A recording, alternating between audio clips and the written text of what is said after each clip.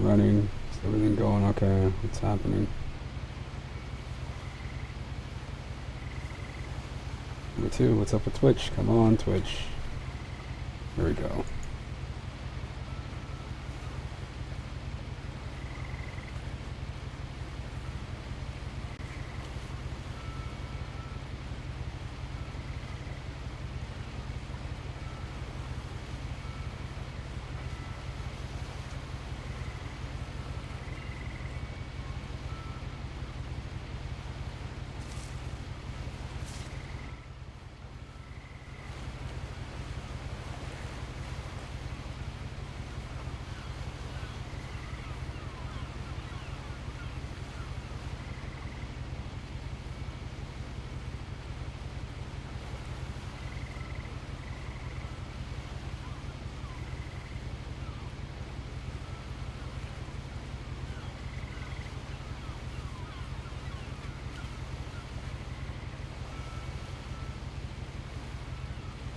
Almost done. Not bad.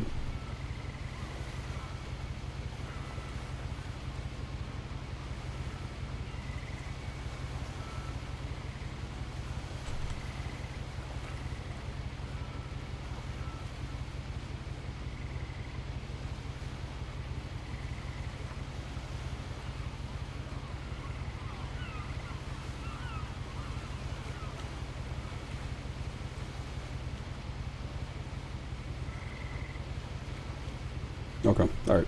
Let's do the thing. A lot of this isn't going to make sense to you, and I'm sorry about that. I'm just going to start at the beginning, with the house.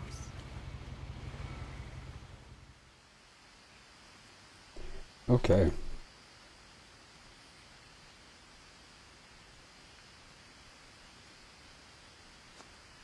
I couldn't move or anything. It was very strange. All maxed out. Looks like it.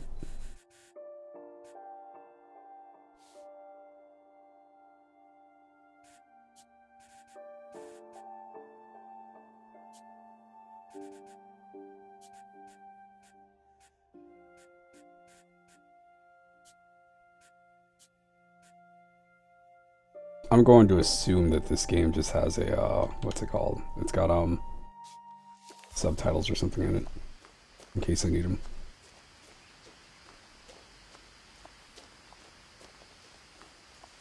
I lived here until I was 11, but I wasn't allowed inside half the rooms.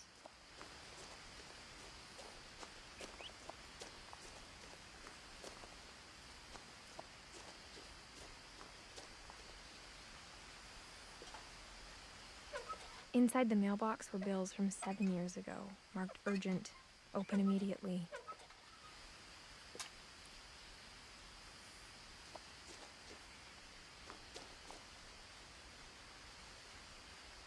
There's no... Okay. I hadn't been back since my brother Lewis's funeral.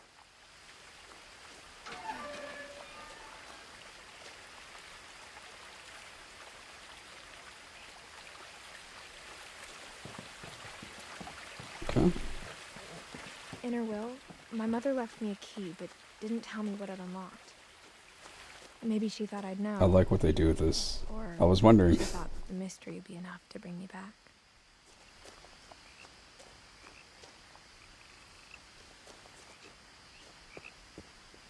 Of course I'm going to take the low road.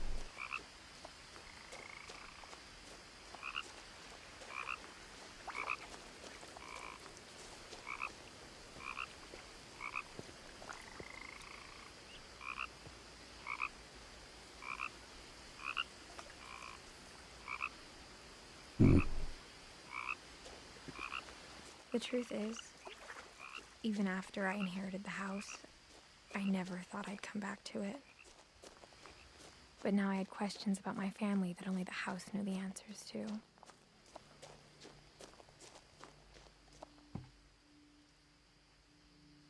The woods around the house have always been uncomfortably silent, as if they're about to say something but never do.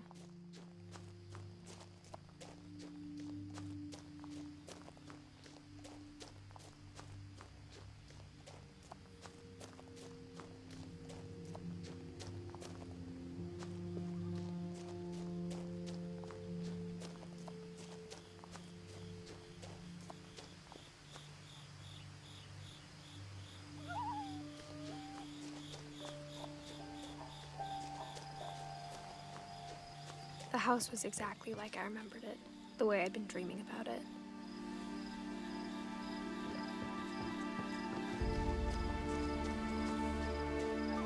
I What asked is this Edie thing? once about the dragon in the pond. She said it had killed her husband. I was 6. It seemed like an odd joke to me, even then.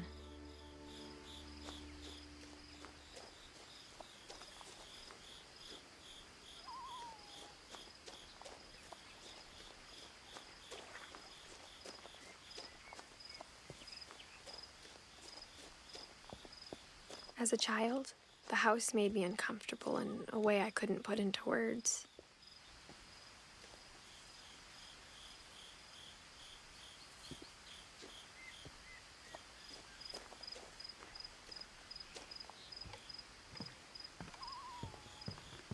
Now, as a 17-year-old, I knew exactly what those words were. I was afraid of the house.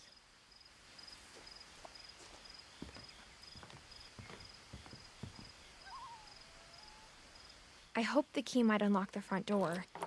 It didn't.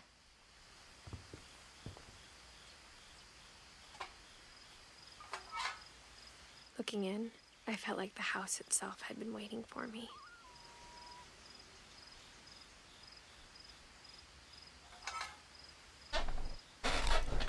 Okay.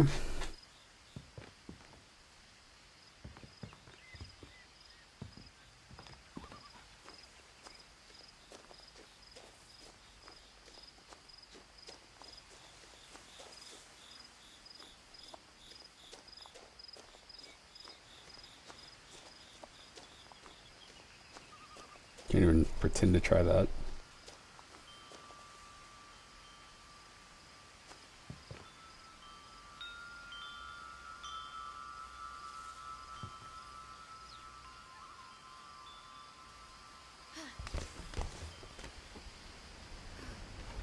Crawling through the doggy door used to be a lot easier when I was 11. The power had been turned off the night we left.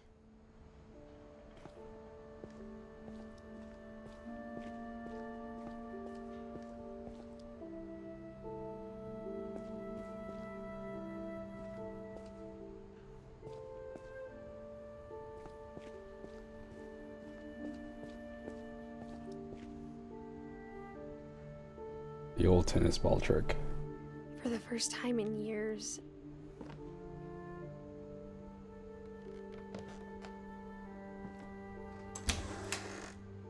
I felt like I was home.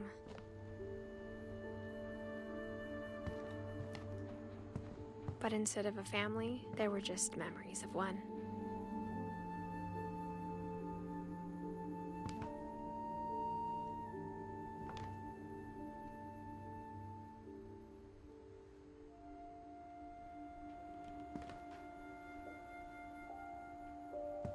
Like how after Lewis started working at the cannery, we all got sick of eating salmon. Except our cat, Molly.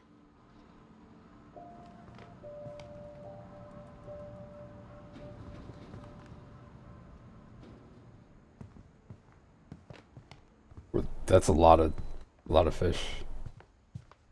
The table was still a wreck from the night we left.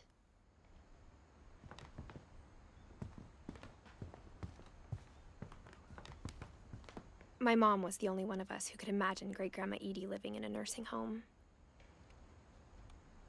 It was like a bomb had gone off, killing everyone but sparing the furniture.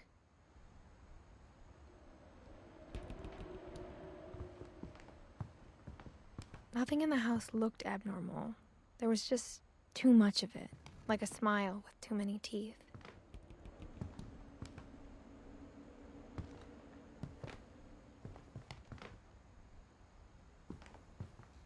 Even the fireplace had a story. Edie told me the bricks came from the original house, after it sank.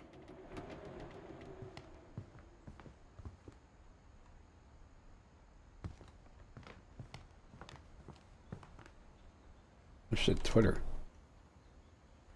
Alright.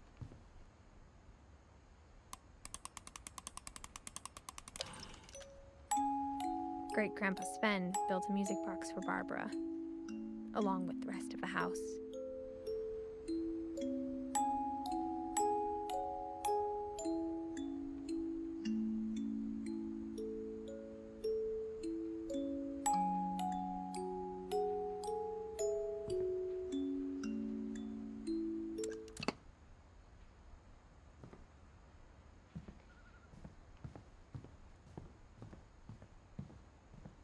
My mom wasn't much of an optimist, but she never stopped believing that my brother Milton was alive.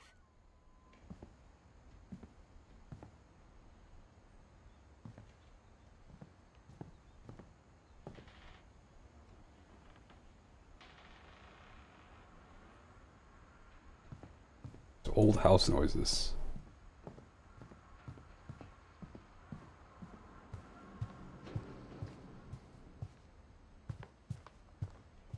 So I guess I go upstairs. I guess it doesn't. Mom always told me to stay out of the basement, so I wasn't too surprised when the key didn't fit.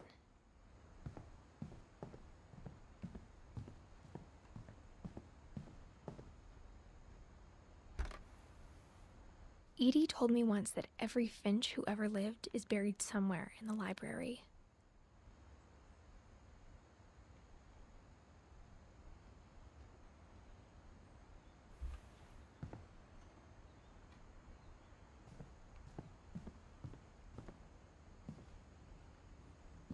After Milton disappeared, Mom sealed up all the bedrooms. Then Edie retaliated and drilled peepholes.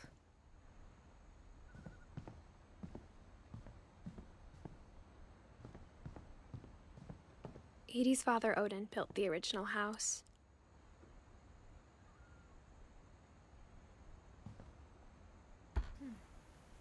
Barbara was a child star for 2 years, until America grew out of it.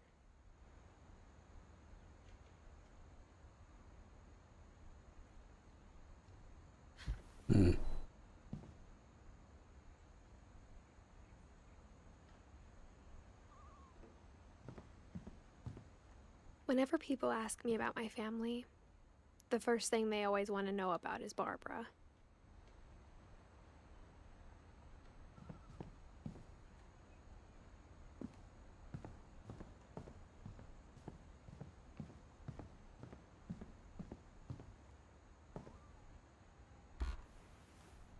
The last time I was in Edith Sr.'s room, I was 10 and she was painting my portrait.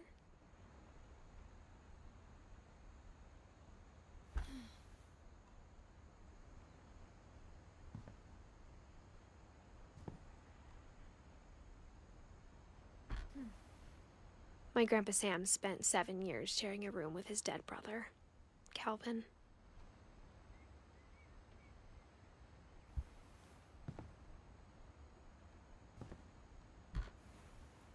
As a kid, I just assumed every house had peepholes and sealed rooms you weren't allowed inside of.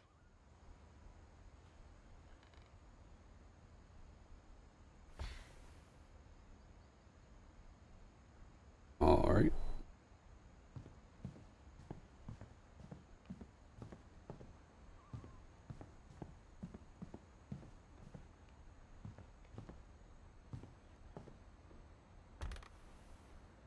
Molly always seemed like a girl I could imagine being friends with, if she hadn't died in 1947.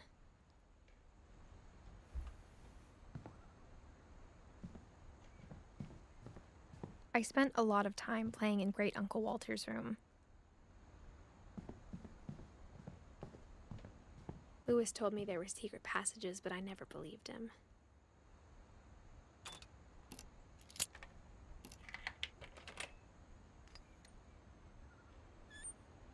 Turns out, my mom was really good at keeping secrets. Wow.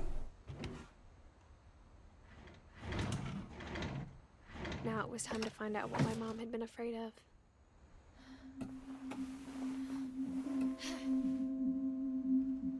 I wonder. Let's see if I can use the controller here, because as much as I like the tactile feedback of actually having to manually do stuff, it also feels really weird. Like you have to do like too many swipes of everything.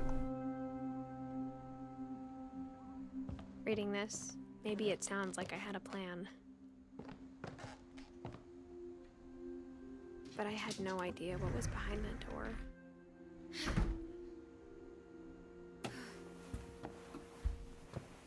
Just like I had no idea where all this was gonna lead.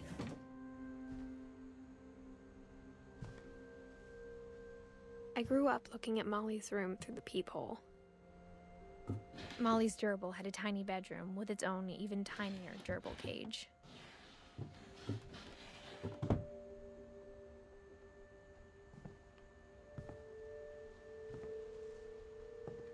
Being inside for the first time, I felt like I'd stepped behind a painting.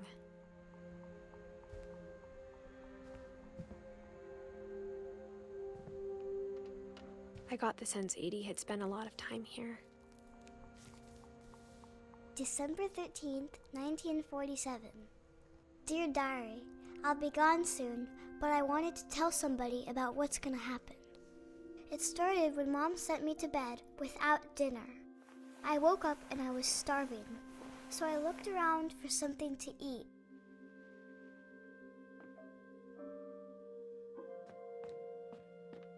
The gerbil food was dry, but I didn't mind it.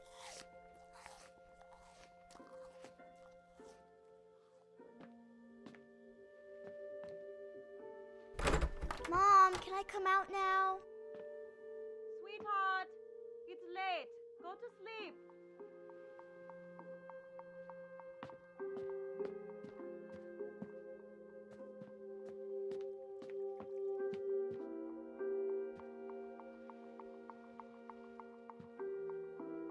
This weird, creepy looking tree.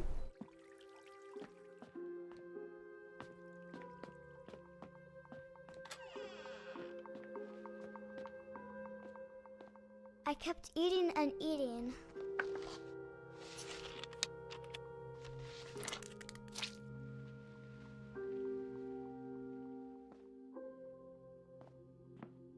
I ate a lot of things that night.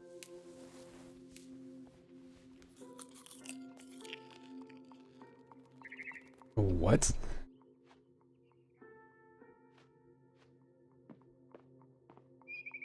Then I heard chirping outside my window. It was a barn swallow going back to her nest. I reached out for her.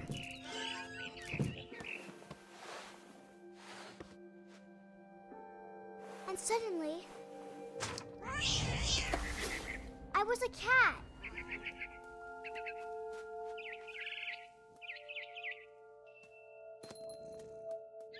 I tried to be quiet, but the bird was really scared.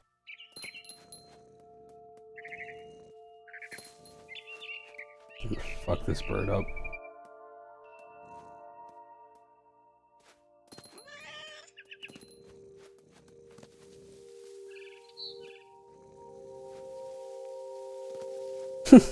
What? Wait, why is there actual, like, not that I can mess it up, but why is there platforming here? Also, this looks really cool.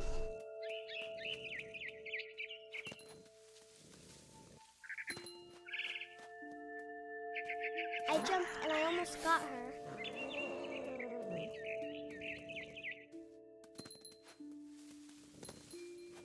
I could tell she was getting really tired.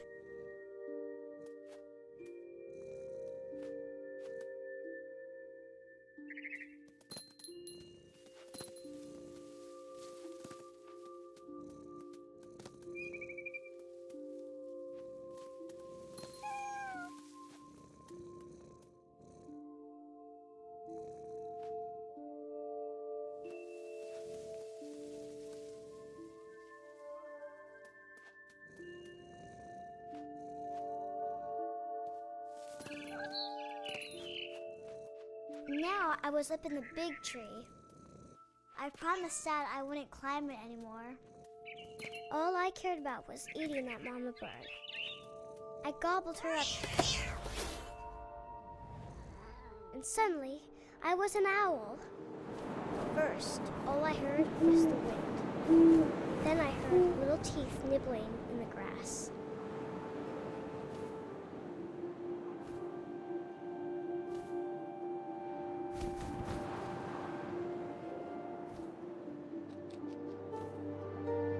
once.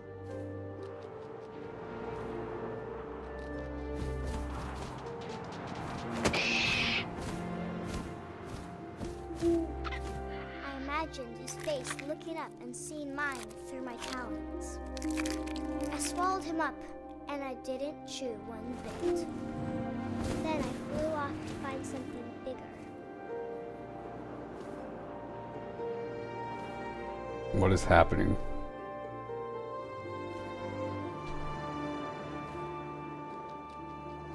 A mama rabbit.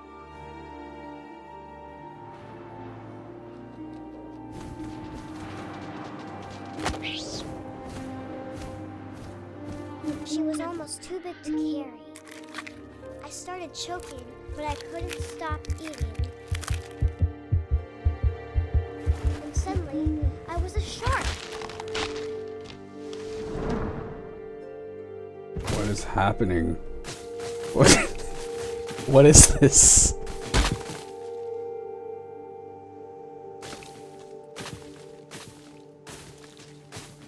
Oh man.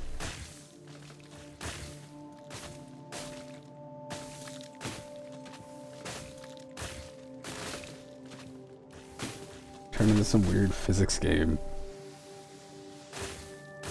I have no clue where this is headed. I rolled off a cliff and into the ocean. As you Now, do. I was hungrier than ever. Crazy. Like, the second I was a shark, I just assumed my controls are going to be inverted.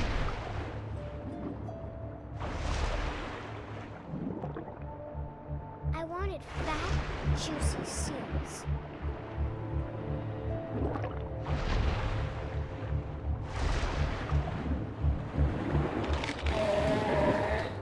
I tore off her flipper, and it tasted really good.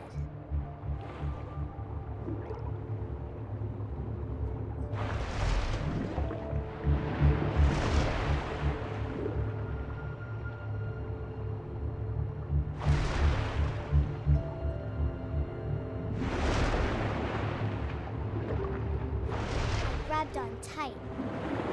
When I was so hungry, I jumped out of the water. When I opened my eyes, everything had changed.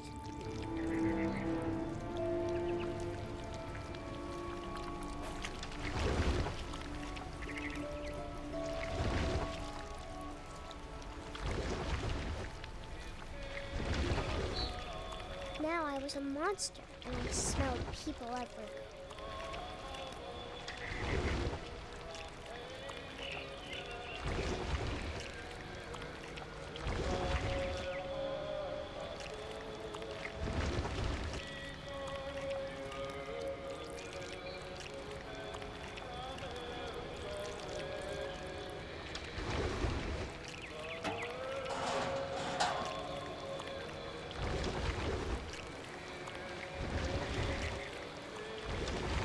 I was big, but I moved real quiet.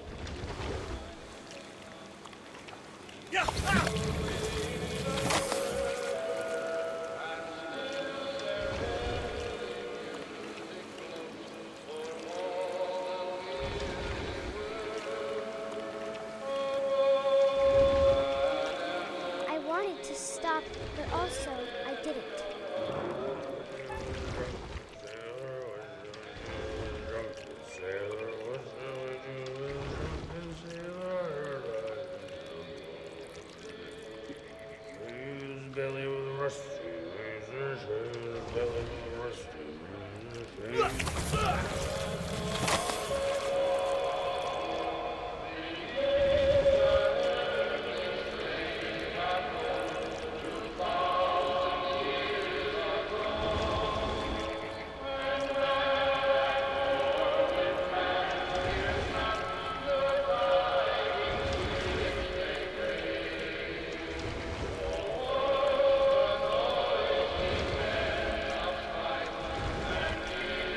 Say, I don't know what the end game is for this right here. After the last passenger, I was still hungry. And across the water, I smelled something new. Something I had to have, so I swam towards it.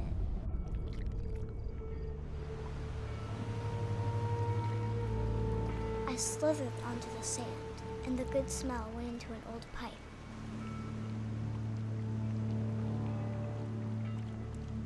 What the fuck is this?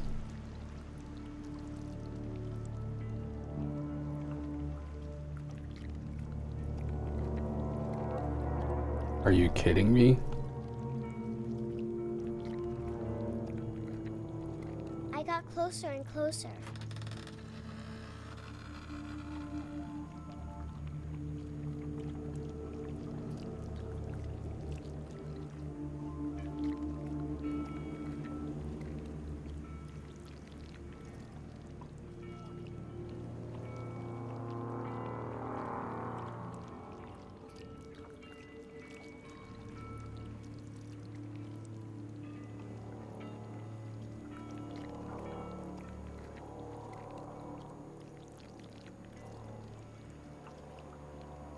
All of my stomach started growling. And suddenly, I was me again. I held my breath for a long time, but I couldn't hear anything. I think it's waiting for me to fall asleep. But it's not going to wait much longer. It needs to feed, and we both know I will be delicious. Alrighty.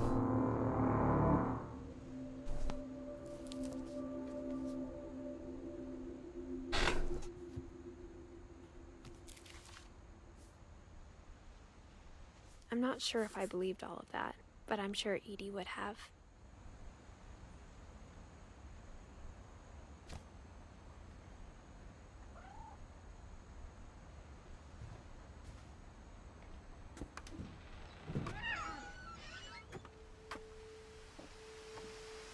This will be obvious later, but my mom never told me any of these stories. Edie would have, but Mom didn't like bringing up the past. Though, when we adopted a stray kitten, she was the one who named it Molly.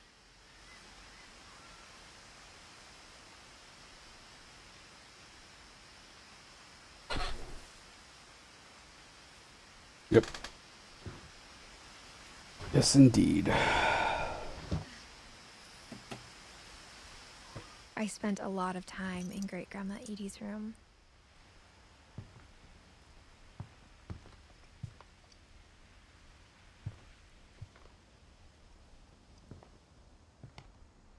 Her room was like a museum. For 500 years, the Finches have been Real famous throughout news Norway from for around the fortune world. and misfortune. Odin Finch buries the latest victims of the family curse, his wife Ingeborg and their newborn son, Johann. On January 7th, 1937, he set sail with his family and his house, hoping to leave the curse behind. But 40-foot waves off the coast of Washington send the house and Odin to the bottom of the sea. Odin's daughter Edie, with husband Sven and baby Molly, step ashore on their new home, Orcas Island. Man, it feels like it's so much later Odin than it Finch is. the first to be buried in the new family cemetery. His daughter Edie is already dreaming of a new Finch house. I don't trust the guy smiling like that while holding a saw. That dude looks sinister.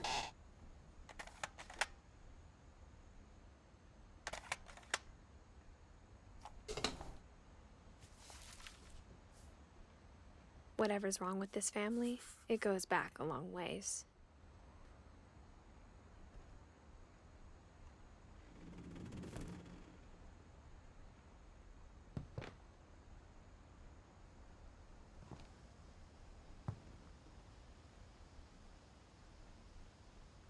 In 88 to 2010. Louis died a week before we left, but Edie had already started to memorialize him.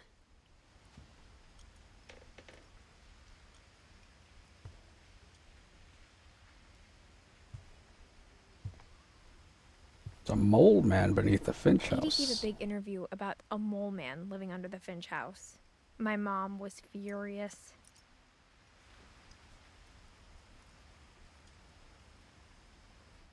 I hadn't thought of myself as Edith Jr. for a long, long time. The hell is this thing? One summer, they evacuated the island, but Edie refused to go. For a few weeks, she was a celebrity.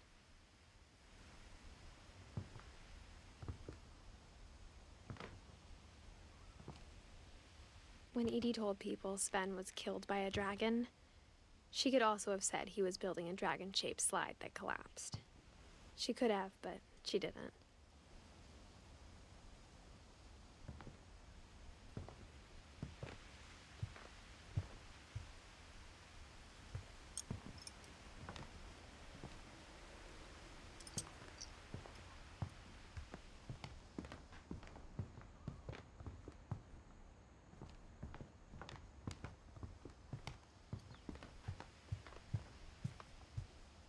Even in her 90s, sometimes Edie seemed a lot younger than my mother.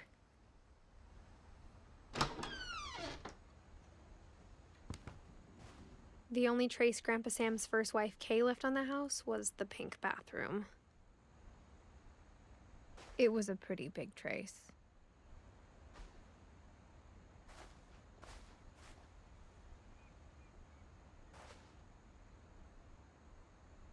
The baby bubble bonanza. Man, there's something about this kind of carpet. Like, I'd been in bathrooms that had this kind of carpet before, and it's always just like, I want to feel like I'm in a fucking field. Like the thick, like, shag carpet.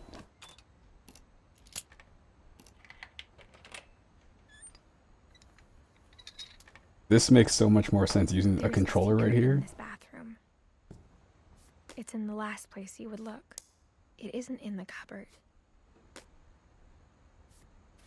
It's hidden in this book.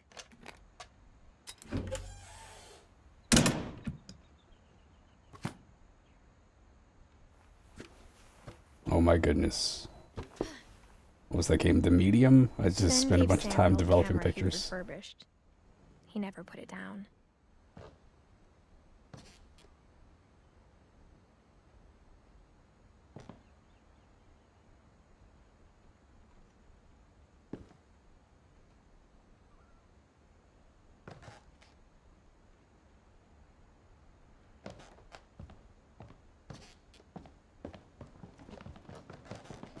From the paintings on the wall, it was clear my brother Milton had been here before me.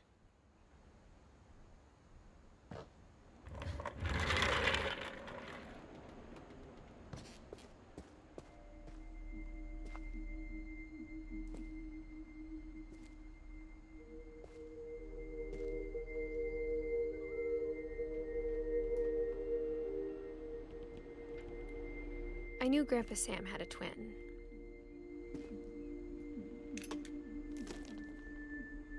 And that he never talked about him.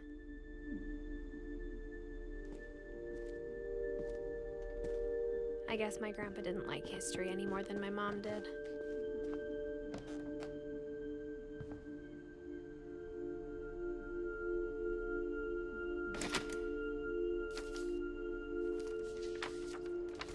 How I Want to Remember My Brother by Sam Finch.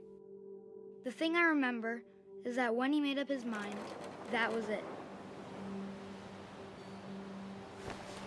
My brother said he'd die before he ate another mushroom, and he did. At Barbara's funeral, we swore we'd never be afraid again, and he wasn't. I think Calvin always wanted to fly.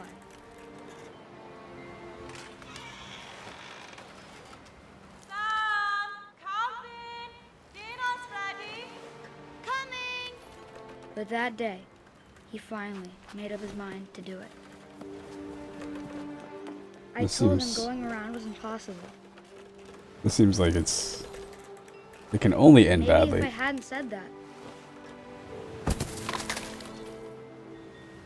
Alvin, I'm not gonna tell you again. Maybe if the wind hadn't picked up. Then maybe he'd still be here. But I doubt it. I think he'd already made up his mind.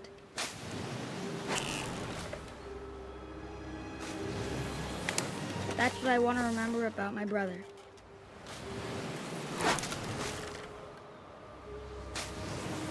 Yo.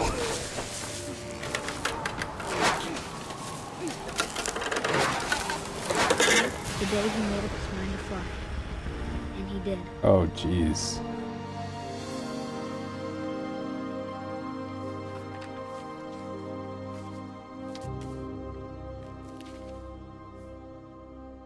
Calvin's story felt strangely familiar. When I was younger, I remember trying to do the exact same thing.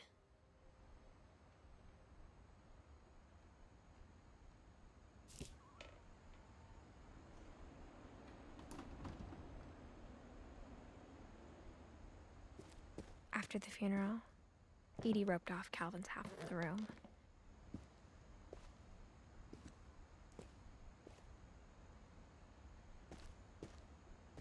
Mom said Grandpa Sam enlisted at 18 and never set foot in the room again.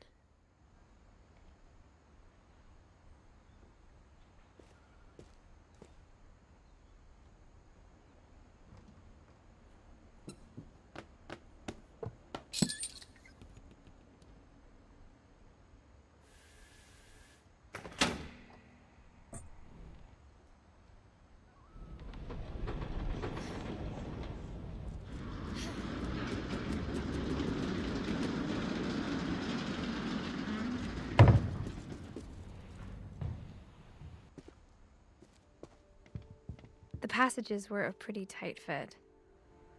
They'd obviously been built for smaller hands and bellies.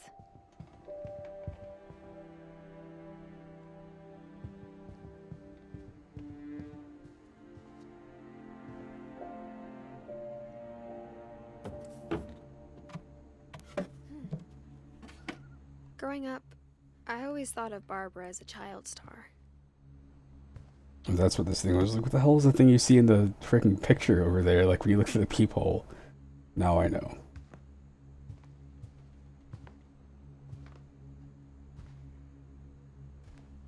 I never thought about how hard it must have been for her afterwards.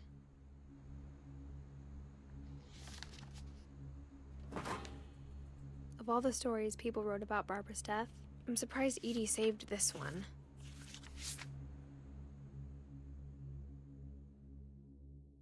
Old Jack here with another ghastly tale. Oh my god, is that what's his name? America's most unfortunate family. I'm calling it The Surprise Ending of Barbara Finch. As a child star, Barbara was famous for her scream. Now at 16, she was all washed up. A has-been. But in a lucky break, she'd been asked to perform her signature scream at a local convention for monster movie fans. It was just the boost her career needed.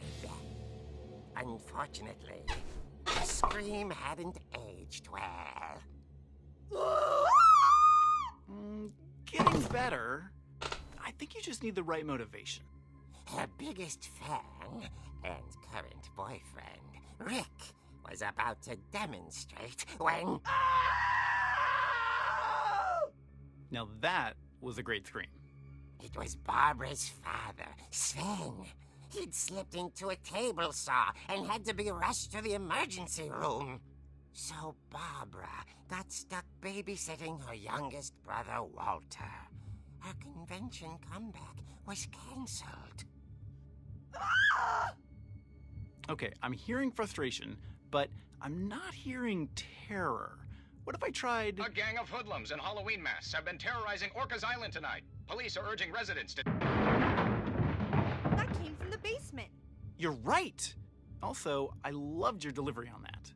Why is your basement door locked? Because my dad likes making puzzles and secret passages. There's a key hidden in the music box. The secret is to keep winding and winding until finally the key pops out. Thanks, babe. I'll be back in a sec. Oh. 20 minutes later, Rick hadn't returned. So Barbara went to look for him, right on cue. She reached for the music box.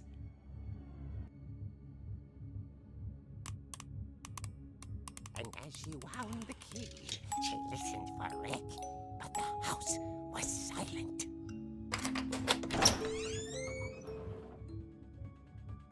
Oh, that's so cool. She found Rick's crutch and imagined the worst.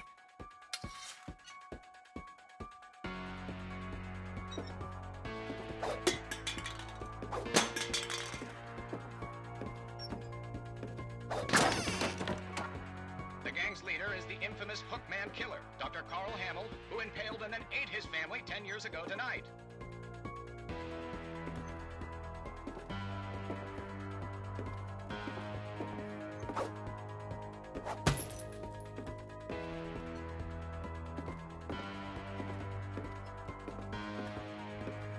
The old fridge rattled and grew still. Oh dear!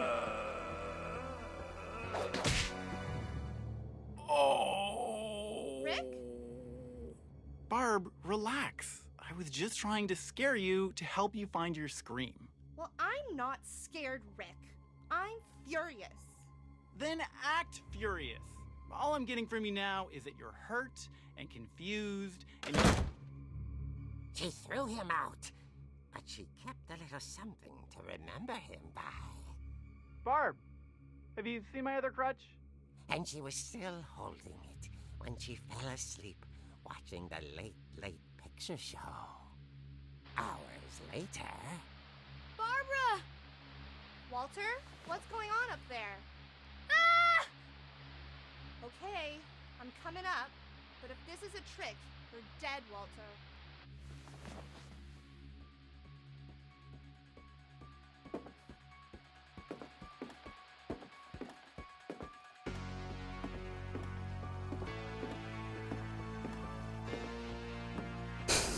I love this. Well, it was off to the right, which makes me think it should go to the right. Walter, are you there? Walter vanished, but his bedside radio was still on. Orcas Island police describe the man as 6 feet tall, with a steel hook for a hand. Residents are urged to lock all doors and windows and notify the police of any suspicious activity. Barbara turned, saw the hook man, and was speechless. He was quite smashing. And he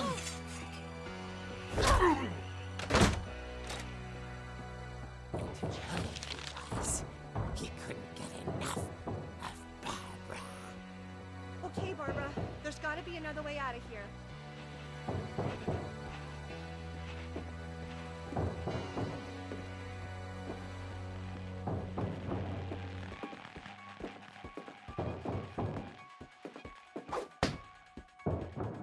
I'm sorry.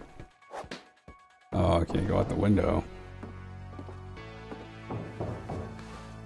That night, she played her part beautifully.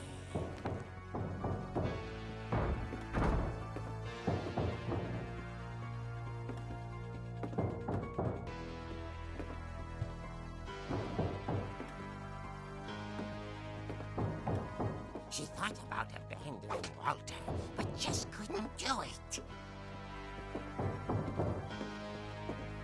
Molly's door hadn't been opened in years.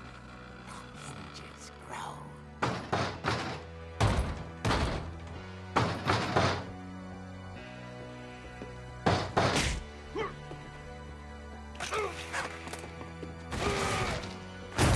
He wasn't moving, but she sensed the story might not be over yet.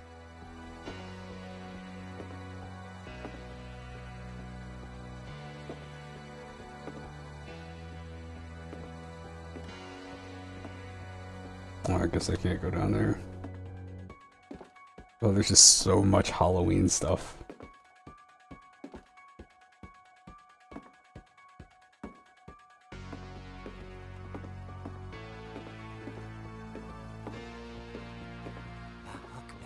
Can't believe they have this song. She listened for his breathing. Also appropriate. But all she heard was...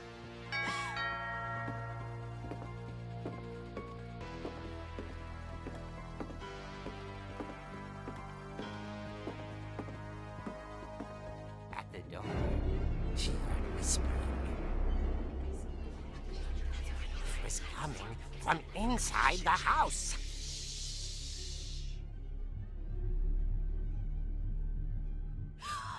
Oh dear.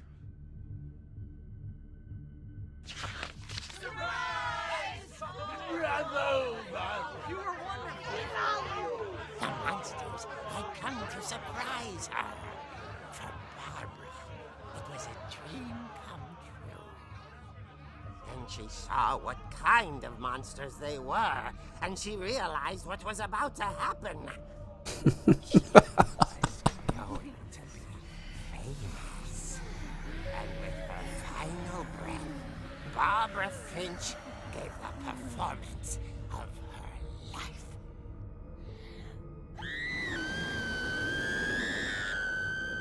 I wasn't there myself, but I hear Barbara was magnificent.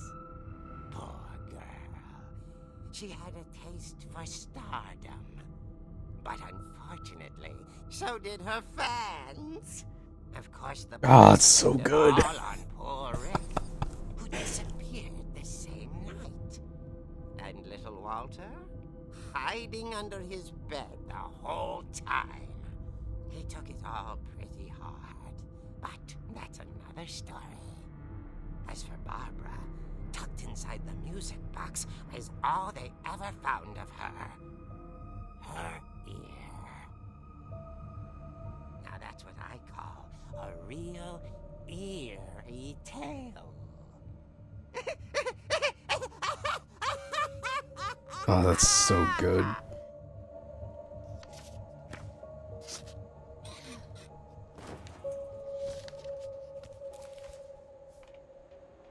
Edie told me all Barbara wanted was to be remembered, as absurd as that comic was. Maybe what Edie saw was a happy ending.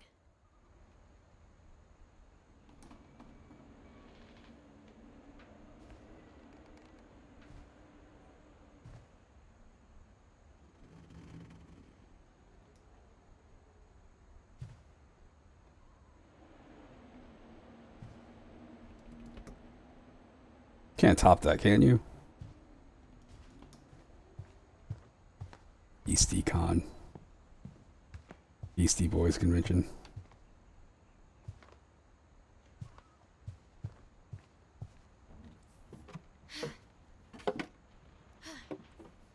I guess now I know why Mom didn't like me playing with the music box.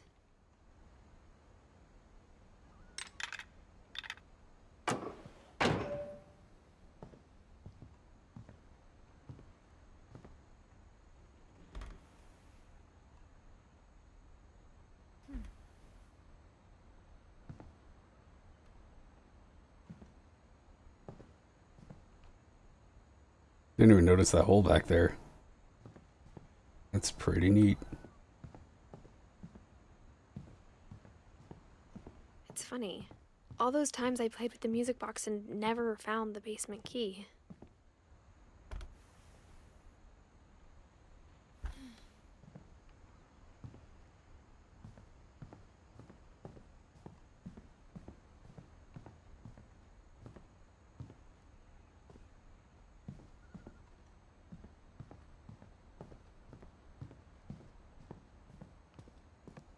Mom must have locked the third floor stairs on the night we left.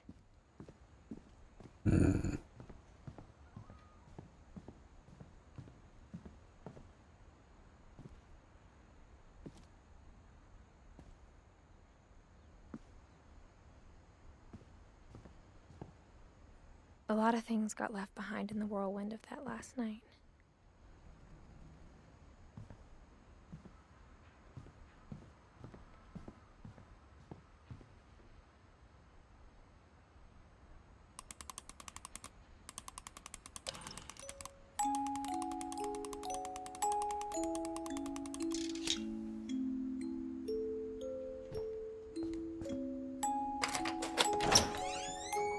Pretty neat. Pretty sneaky, sis.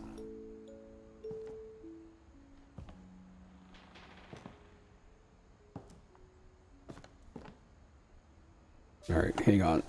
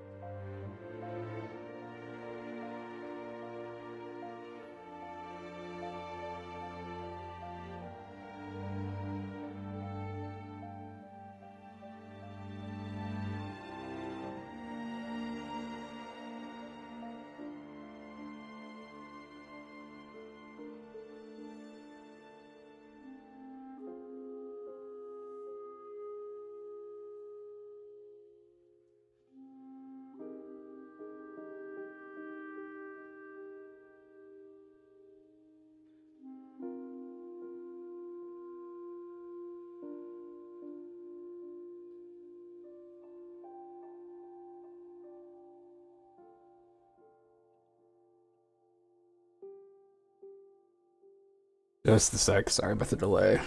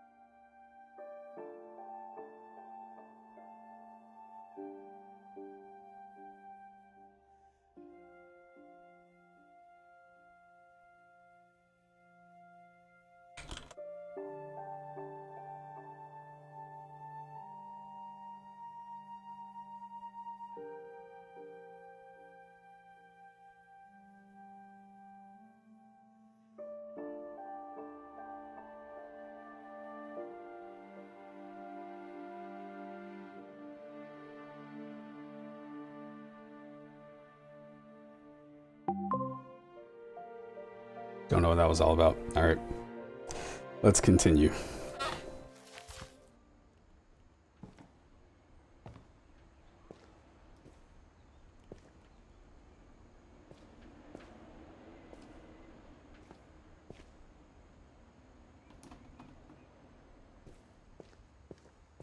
Mom said the basement was off limits, unless I wanted another tetanus shot.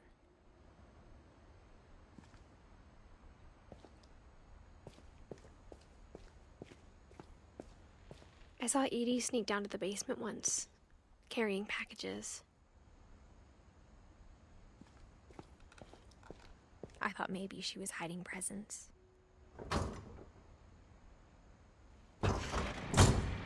It turned out she was hiding a lot more than that.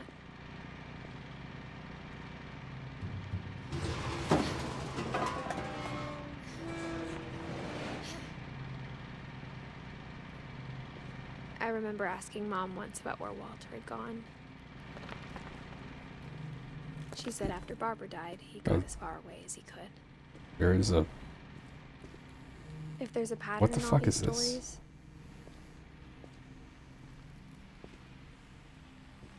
I think it's that none of us has gotten very far.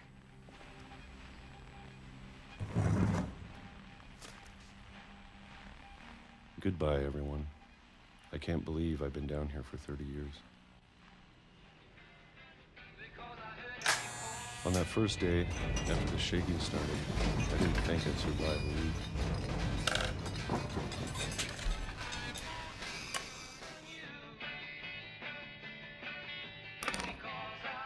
But after a few days, I settled into a routine. That's what kept me sane. Having a schedule, living for today. I always expected to be dead tomorrow. But if you wait long enough, you get used to anything. 1976. Oh. Even a monster on the other side of the door. The music changed too. Almost friendly.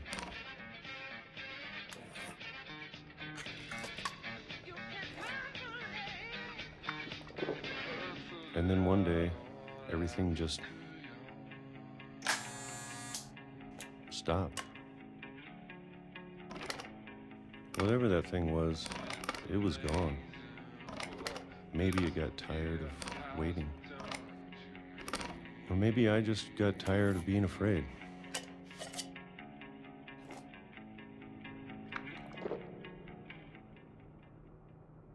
It's been a week now, the longest in 30 years. I'm done waiting. I have to leave while I still can.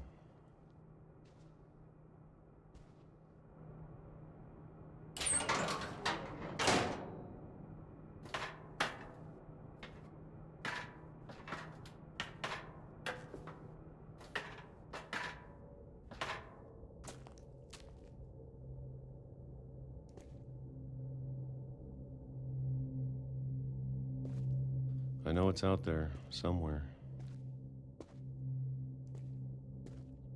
Whatever killed Barbara and Molly and Calvin. Maybe this is all a mistake. But I need to stop living the same day. Even if it kills me.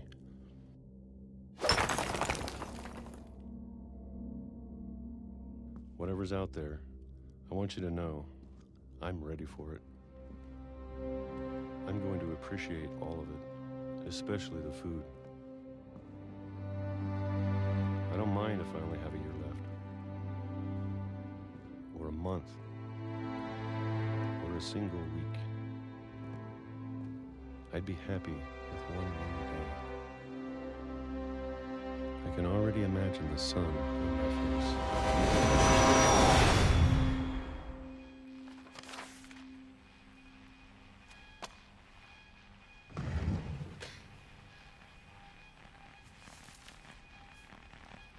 Walter died when I was 6. I can't believe my mom never told me he was down here.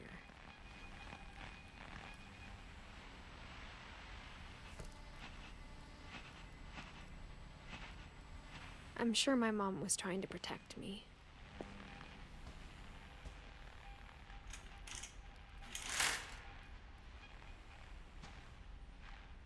Kind of depressing.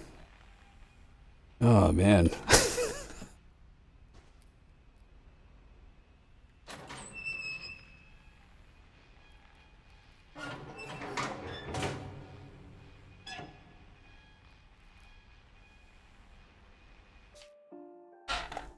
Hang on.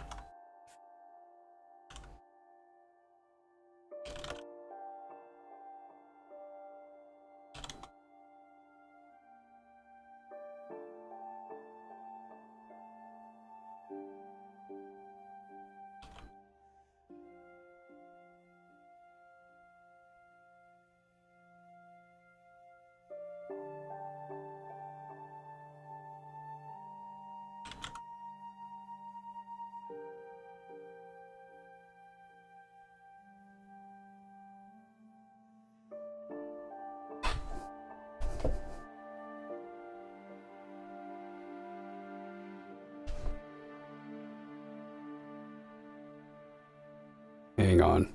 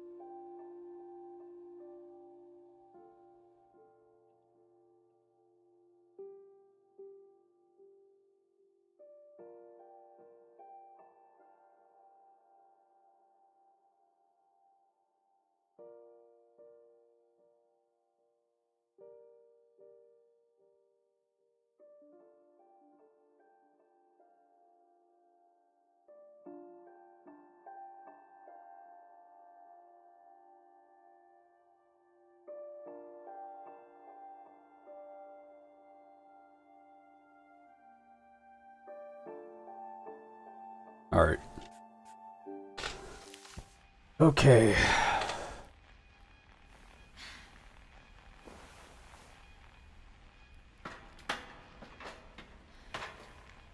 Maybe she was afraid I'd end up like Walter. But if she never told me about an uncle under the house, I can only imagine what else she was hiding. I don't want to make the same mistakes she made, trying to bury something that's still alive.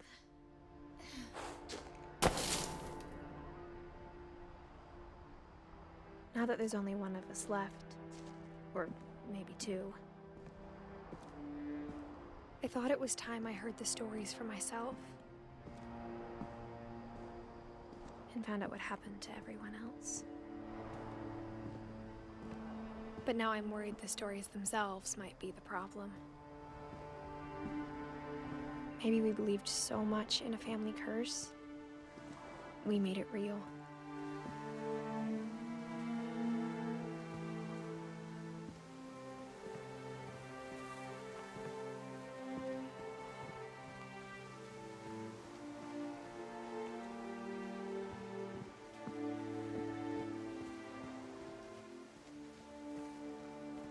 I was wondering what I that don't red know thing if I was on should the even be island. writing this.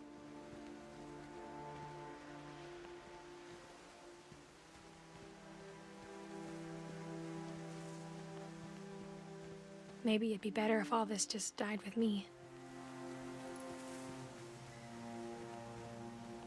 That's But I unsettling. thought you should know about your family.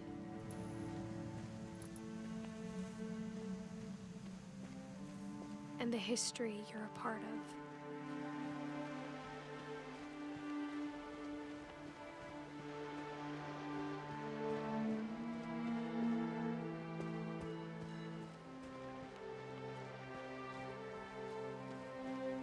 I wonder... Hang on a sec. Seems weird.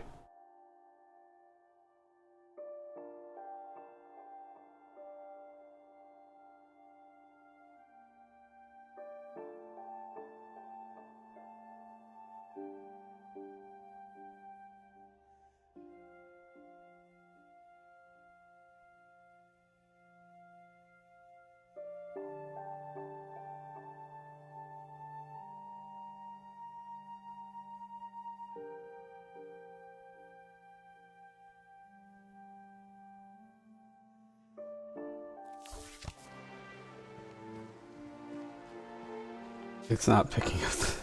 Oh, maybe because it's not in full screen? What's going on here?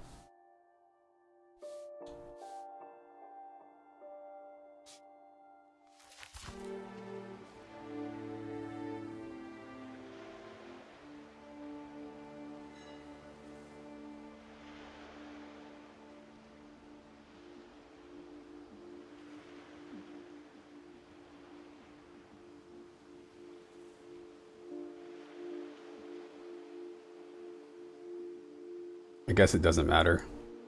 Sorry. I'm trying to figure out what my frame rate is, because, like, the computer...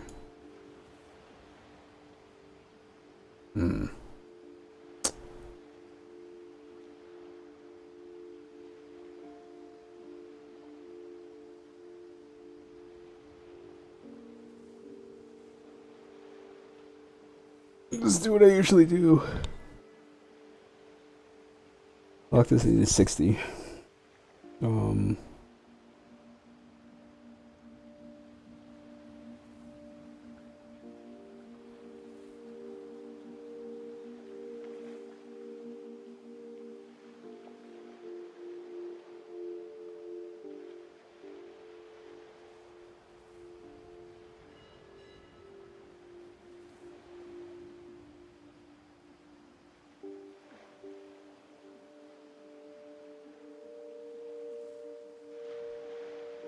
Alright. Though to be honest, I feel as lost as you probably do right now.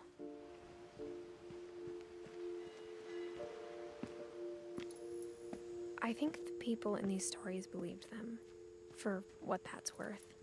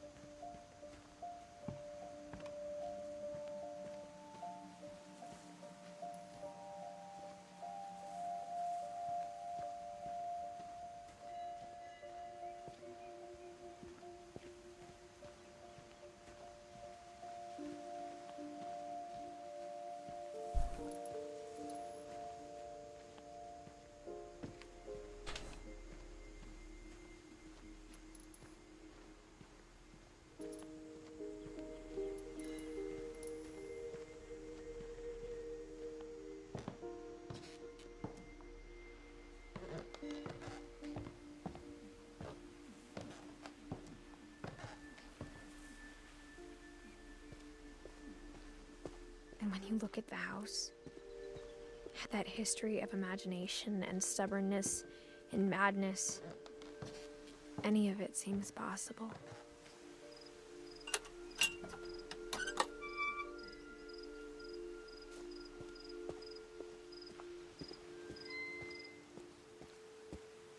I think we've been surrounded by death for so long, we've just gotten used to it. What kind of family finishes building a cemetery before starting the house?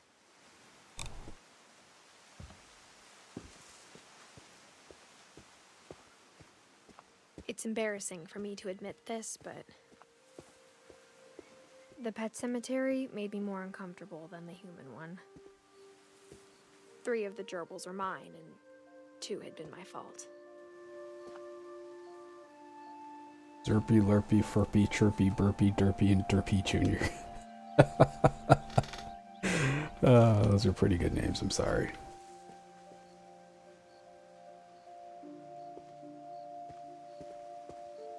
Sven built the house, but it was Edie who designed the cemetery.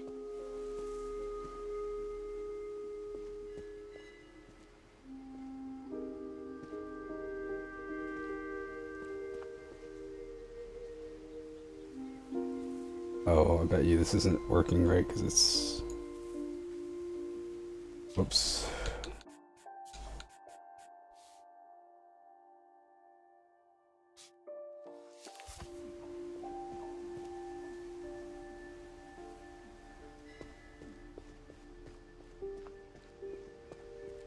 I'm sure Odin's monument had been Edie's idea. My mom was always trying to move on, but for Edie, the past never went away.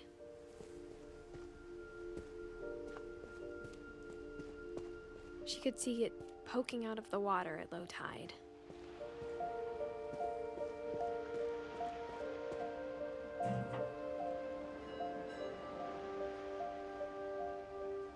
Edie said she dreamed about the old house every night.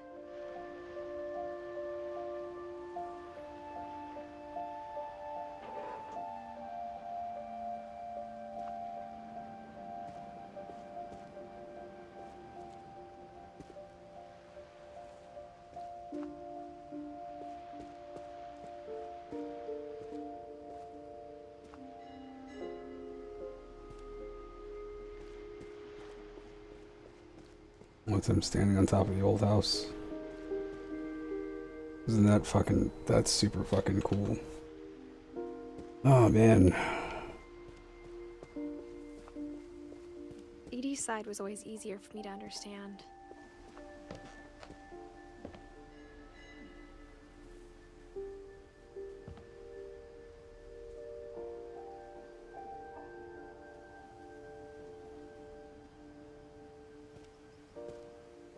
But the older I get, the more I can see where my mom was coming from. Her dad had been pretty strict, but it wasn't enough to save her brothers. She was just trying to do better.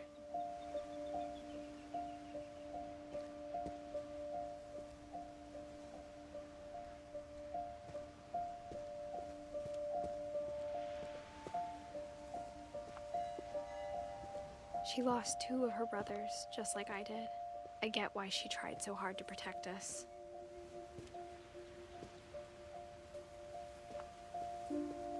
We never found Milton's body, so my mom insisted we were putting up a monument, not a tombstone.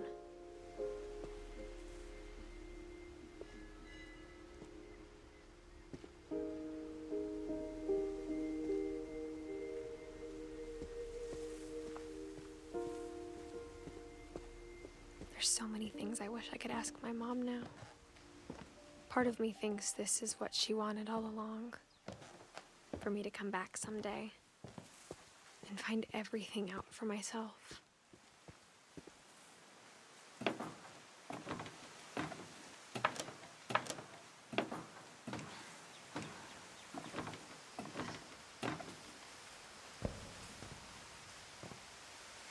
But looking back on it now, if she told me there was going to be so much climbing, I never would have come when I was 22 weeks pregnant. That explains That.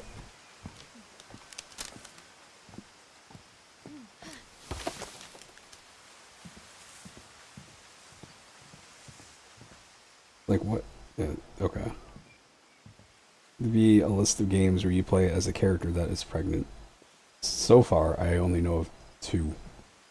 Is this and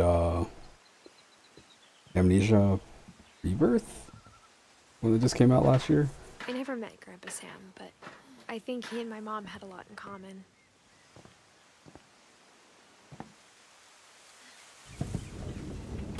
They were both pretty intense.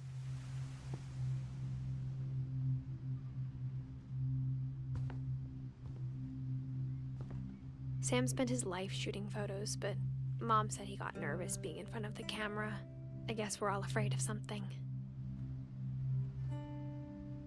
My dude have a mohawk?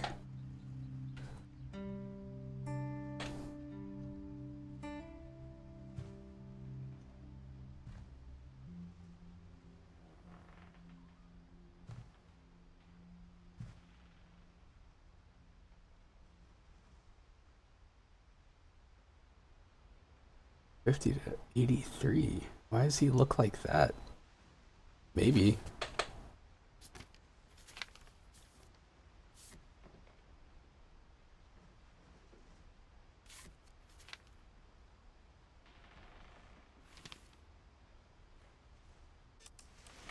Dawn, I promise, you'll never forget this weekend. Yes, sir. These memories are gonna last a lifetime. What? Am I gonna have to shoot anything? It's perfect. It's gonna rain the whole weekend, isn't it? I will never forget this weekend, Dad. That's the spirit. Okay, got it. I'm gonna take some pictures, okay? Just be careful. That camera's older than you are. Aw.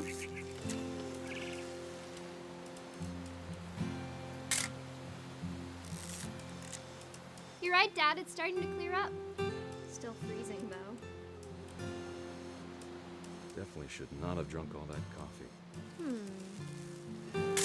Hey! That's a keeper. I'm just saying, I'm not always gonna be here, Don. You'll need to remember this stuff, if you want to survive. I'll be fine, Dad. You know who else thought he was gonna be fine? Some guy who died. Don, I'm being serious. I know, Dad. Dad! Good eyes, Don.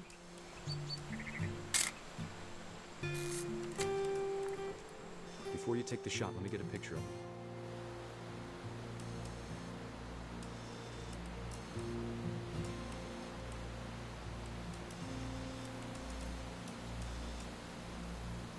Dad, I...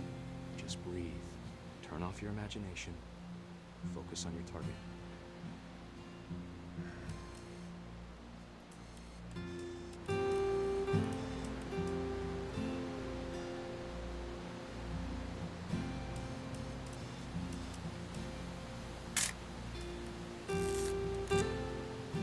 Let me get behind you. Do I have to do this? Dawn, you don't have to do anything. But if you want to survive, you'll need to be strong.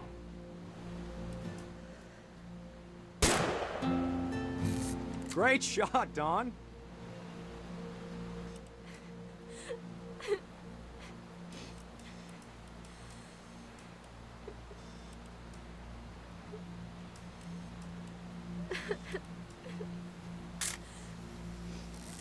I'm proud of you, Dawn. Always remember that, okay?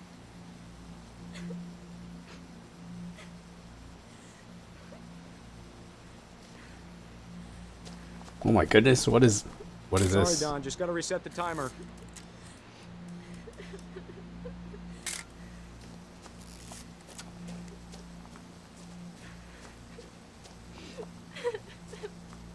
Dad, it's twitching. I think That's it's totally normal, Don. Just focus on the camera. Try not to think about— Dad!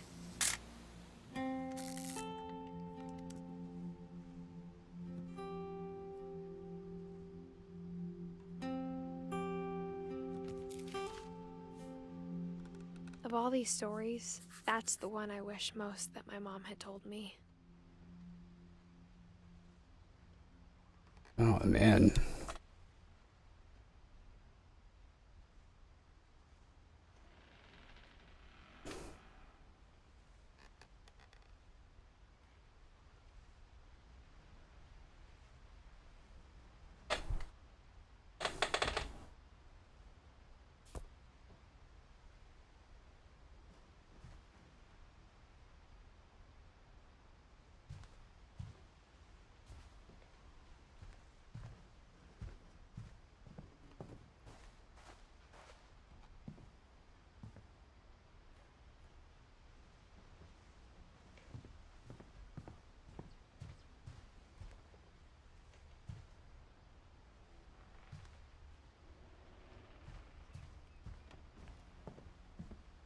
Instead of hiding from death, Sam seemed to go out of his way to meet it.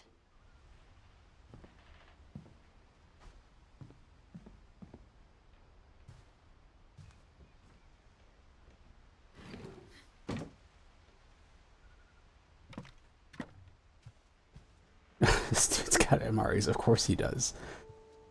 Of course he does. After Sam died, my mom and Edie got really close.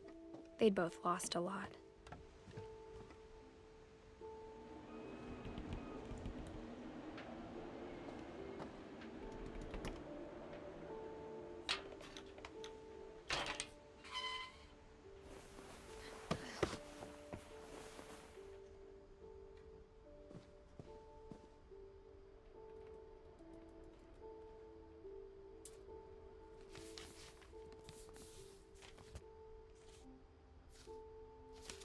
Dear Kay, do you remember the way Gregory used to laugh when he thought he was alone? Like something funny was happening, but only he could see it.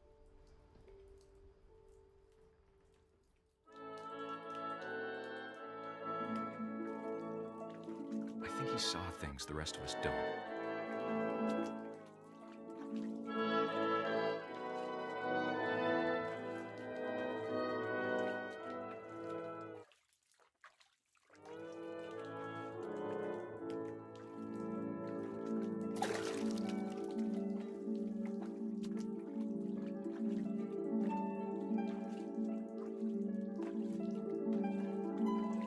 Oh shit, it's like Rocket League. No, no, no, no, no, no, no, no, no. Hold on, sweetie. Hello? Oh yeah. Sam, I told you I don't want to talk right now. I wonder what he saw.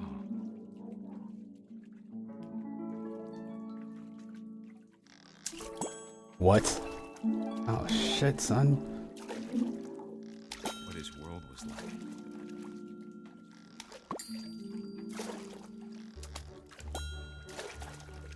He reminded me so much of Calvin. Yo, this is great. Why isn't this a full game? This is like that PlayStation demo from back in the day. The one with the rubber ducks that they used to always show. I gotta get that art.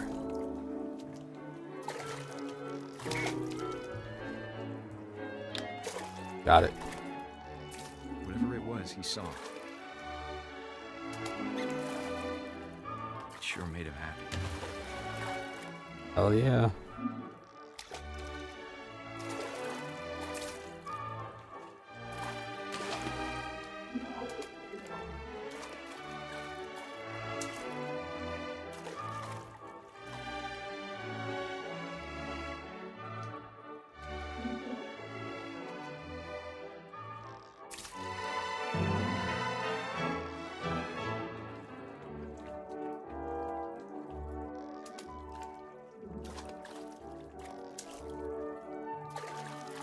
I mean, the baby has gotta throw the baby out with the bathwater, right?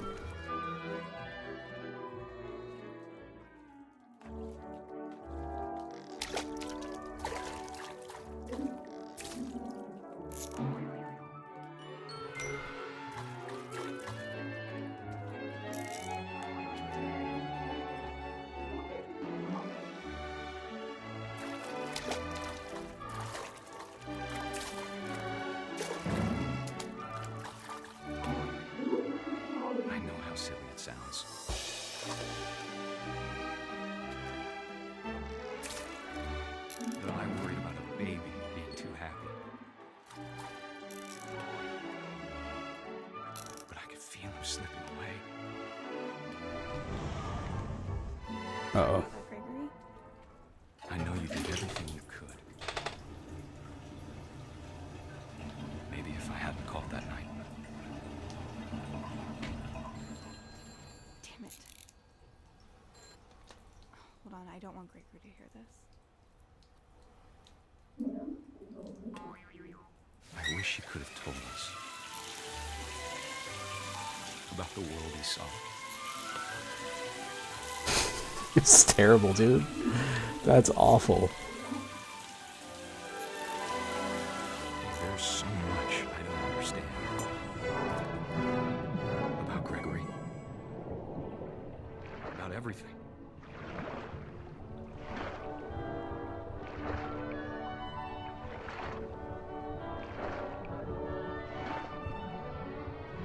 But I know what happened wasn't your fault.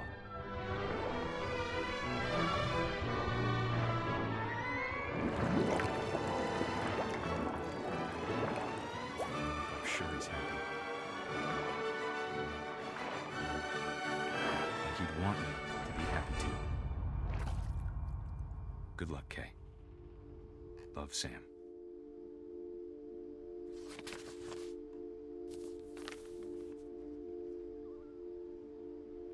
Oh, they left the oh man, that's terrible.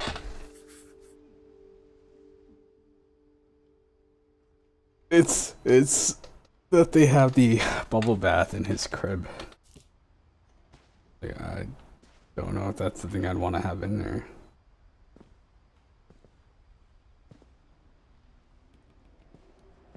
I can't imagine my mom ever writing poetry, and yet...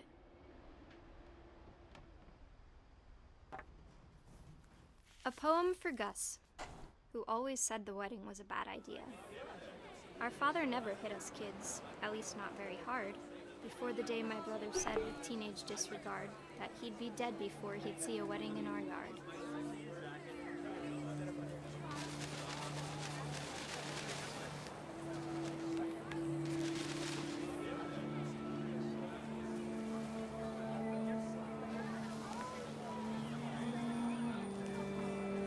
My father made him come, of course, but Gus stood far apart, just flew his kite and bottled up the storm inside his heart.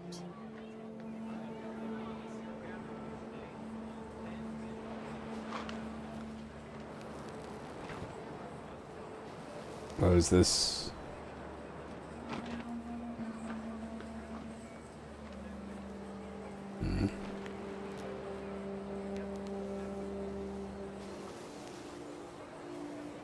I tried to talk him out of it, but though he'd never met her, we don't need a stepmom were the words that I now remembered. pronounce you husband and wife. You may kiss the bride.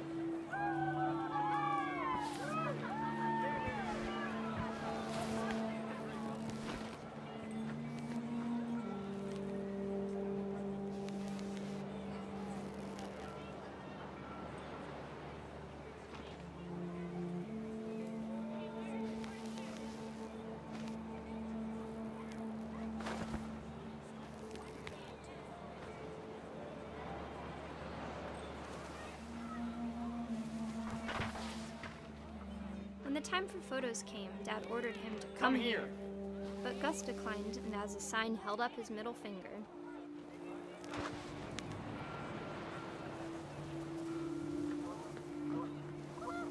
The wind picked up, and panicked geese appeared and quickly went. But all the humans did that day was go inside the tent.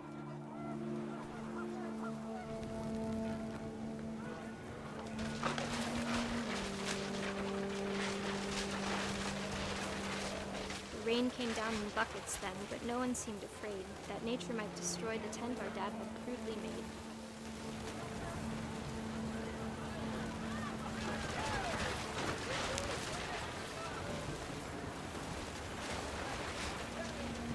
The thunder sounded much too close and full of angry power. But all my father said to this was, "Make the music louder."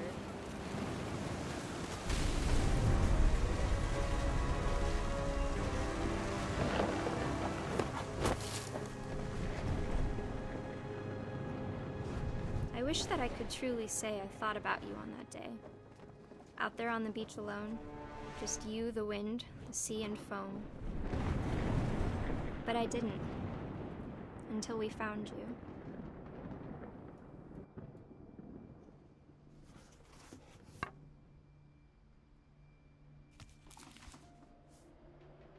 She never talked about him, but Mom told me once if I was a boy, they were going to name me Gus.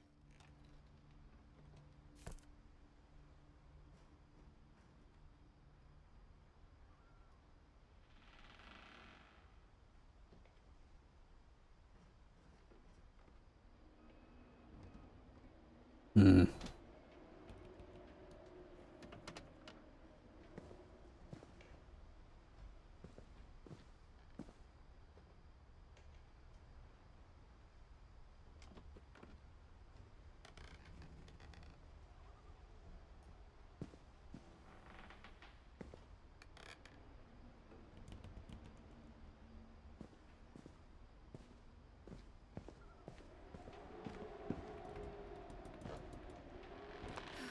My mom moved up to the loft after her brothers died. At the time, it was as far away as she could get.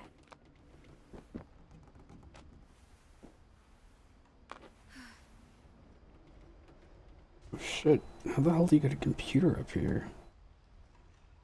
She spent a summer building houses in Calcutta, where she met my dad, Sanjay.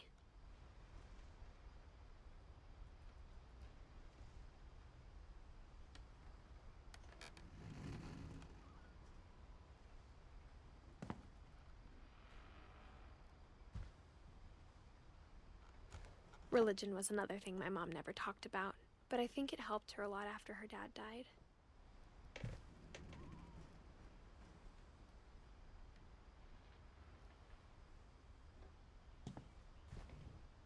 My mom moved to India a week after graduation and got a job teaching English. Louis was born a year later. When my dad died, I don't think Mom knew where else to go. I'm sure Edie was happy to have her back.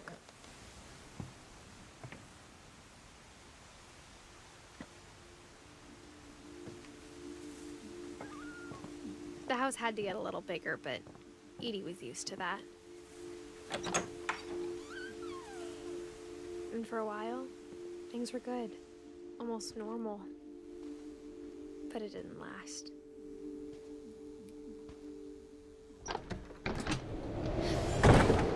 The beginning of the end was Milton's 10th birthday, when Edie gave him a castle.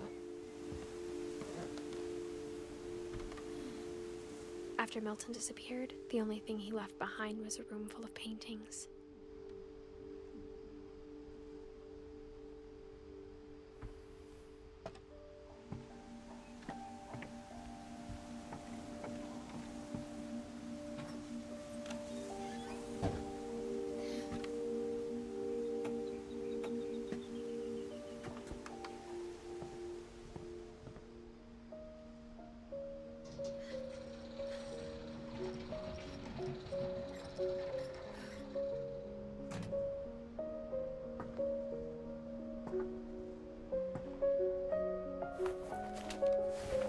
Milton Finch in The Magic Paintbrush.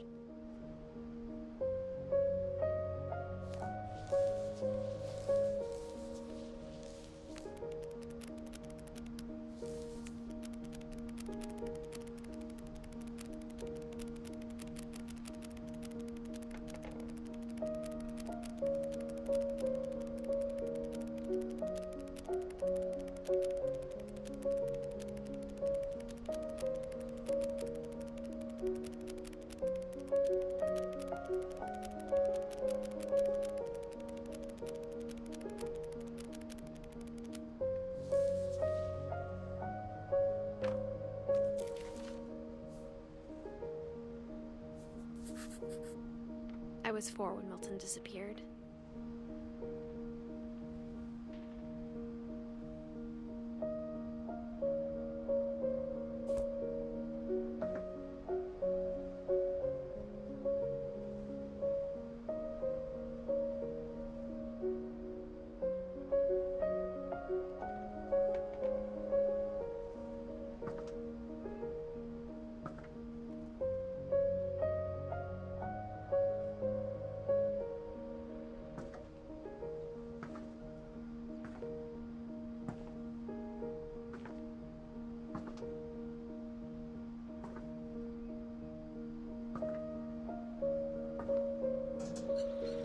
Mom spent months searching for my brother. Then she sealed the doors. Just a sec.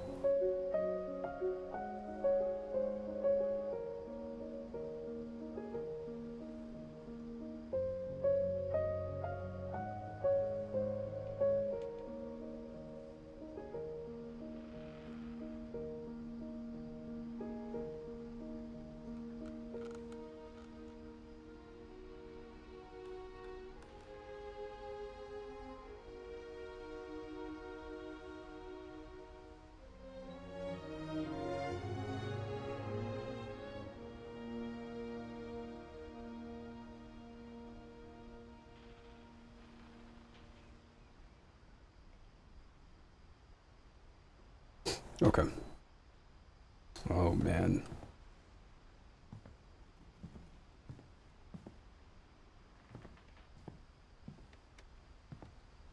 Right, I came into the window. Whatever Milton had found in the house, Mom didn't want it getting out.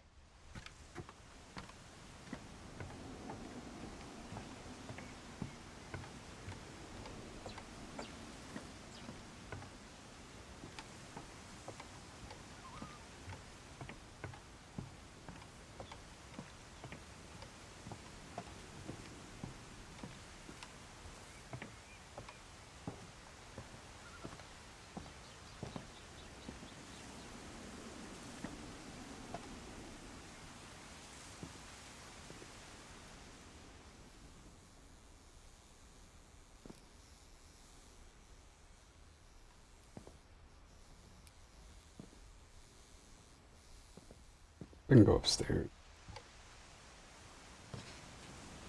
Mom definitely blamed Edie, but I think Lewis blamed himself. After he graduated, he just spent more and more time in his room. Until Mom got him a job at the cannery.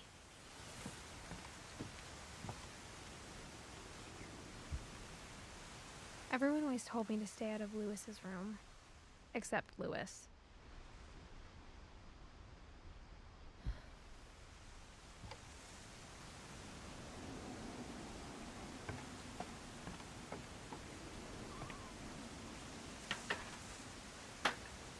Oh, it's a boat. What the fuck is this house?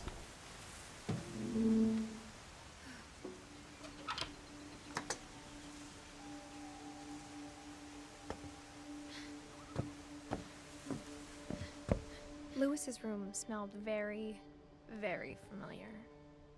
That part of him lived on. Legalize it.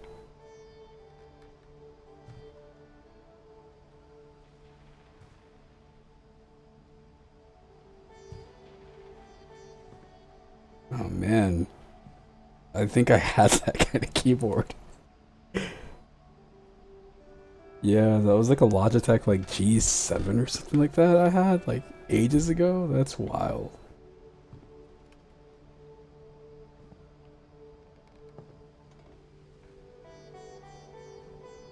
Lewis and I spent a lot of time playing games together, but he was surprisingly bad at them. He died a lot.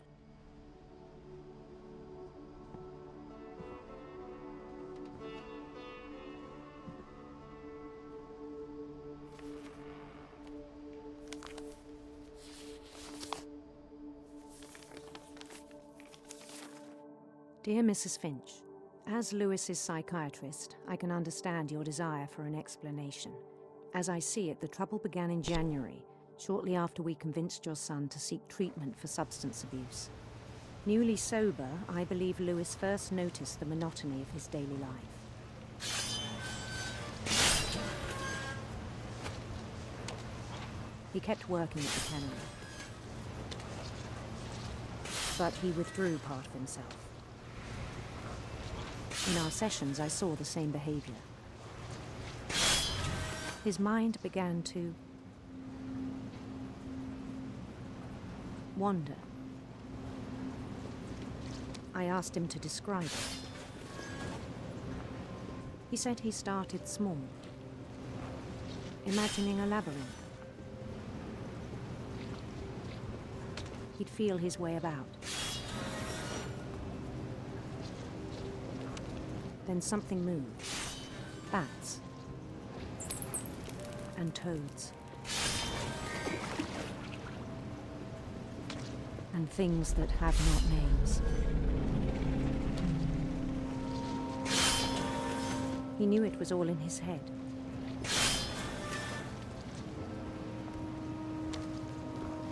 But he took it very seriously. I had hoped he'd find himself.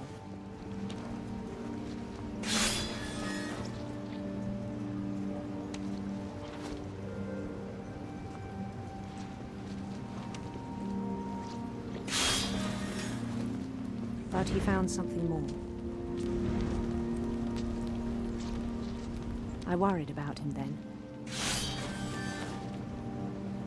Daydreaming at the cannery. I spoke with his boss. But he said Lewis had become a model employee. Methodical, tireless, focused.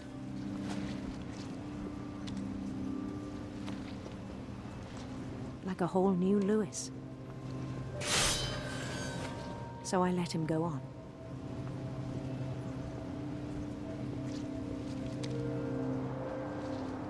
I even encouraged him. It seemed very promising at first.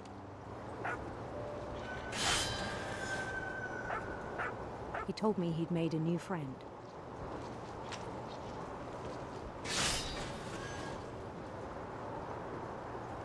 On the edge of a city he named Lewis Topia. He built the city up slowly, brick by brick. Then he made musicians.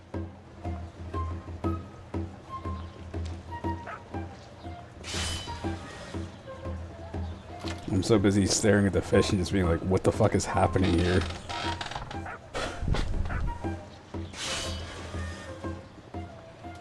And songs for them to play. This is me at work. He talked about starting a band. And he was always humming something. Every day his imagination grew stronger.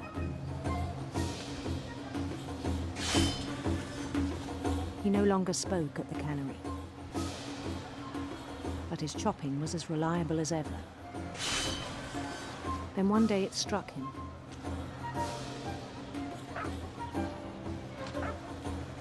That all the cheering crowds, even the stones under his feet, were all in his imagination. So he could do whatever he wished.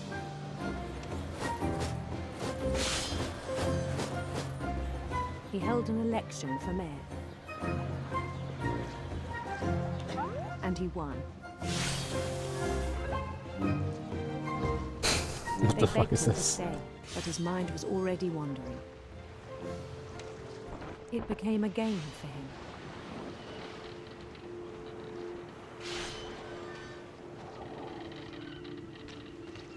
He'd conquer a city, then immediately push on.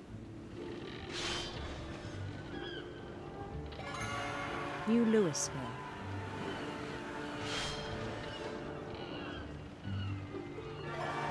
St. Louis. He started drifting away from our reality.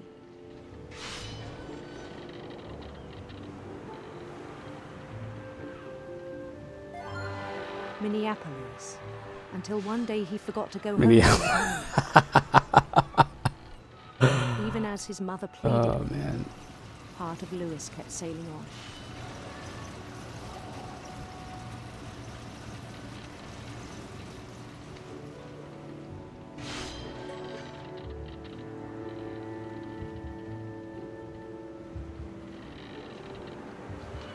In Lewisburg, he heard rumors of a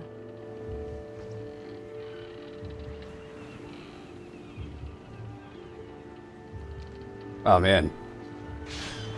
Oh, you son of a bitch. handsome queen.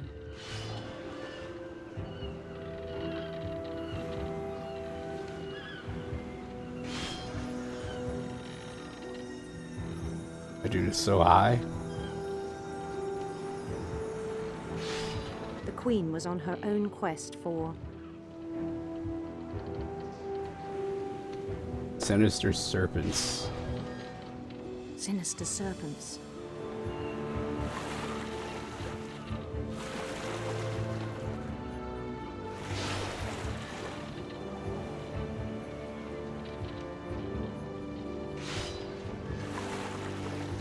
He followed the sound of her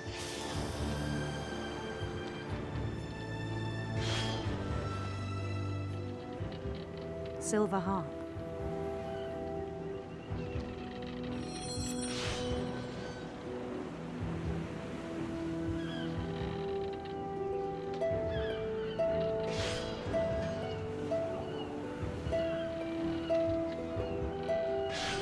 His chase led him to a golden palace east of the sun and west of the moon. Even then, his logic remained sound.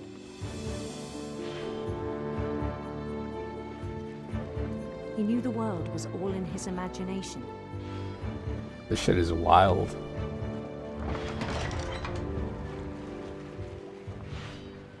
Oh my goodness, dude. This is like a full But he was game so inside proud this of thing. having created it. In his own eyes, he'd become something greater than a king.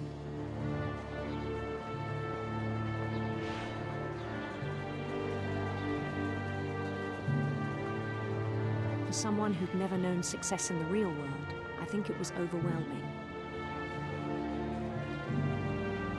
And then it struck him that the real Lewis was not the one chopping salmon, but the one climbing the steps of a golden palace.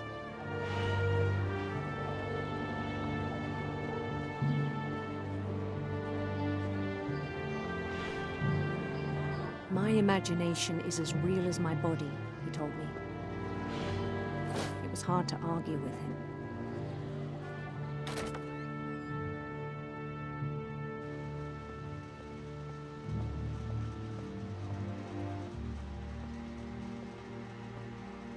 This must be his locker.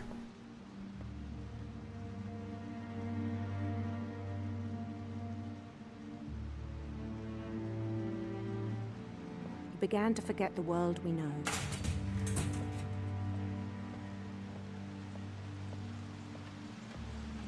I think it pained him to remember Lewis, the cannery worker.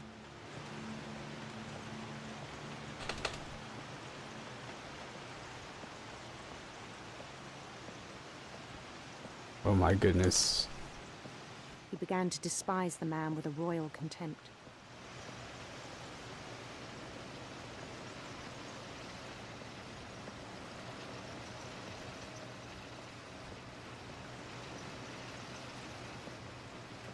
I still thought I could save him. Even after he said he was being crowned king over all the lands of wonder. The palace would be packed with his companions. So high. Oh, jeez. This is very important.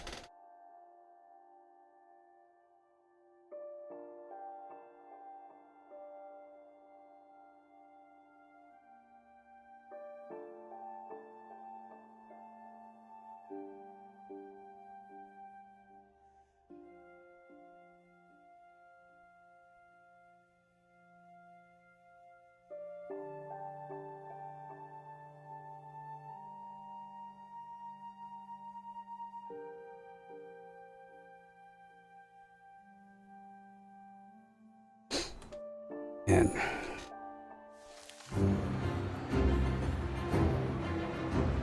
How I feel when I come into work, man. Including the wise Calico who'd insisted on inviting him.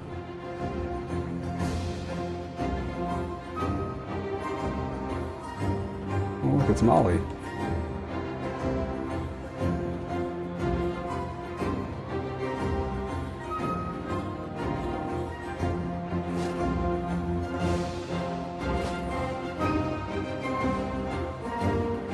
His queen waited, holding his crown.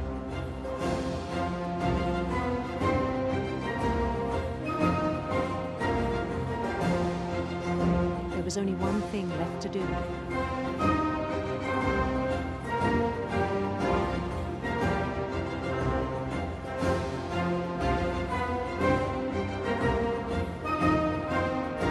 Bend down his head.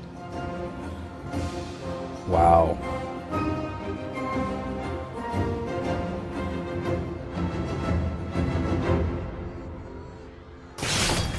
And the rest I think you know. Mrs. Finch, your son was a kind man who will be missed by all of us who knew him.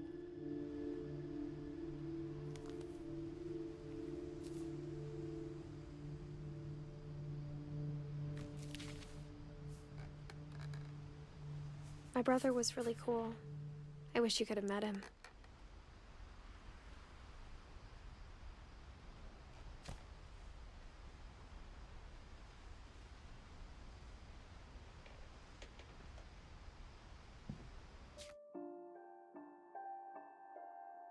All right.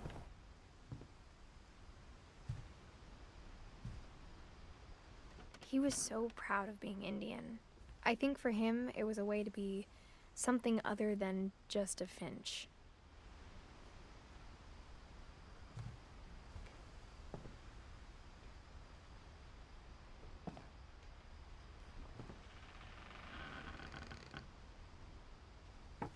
Minneapolis. It's such a fucking good name. It is golden. On the way back from Lewis's funeral, my mom told me to start packing. She waited until the day before we left to tell Edie.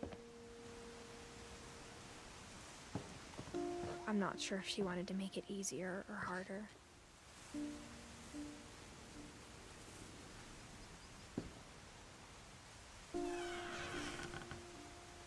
I wish we'd stayed.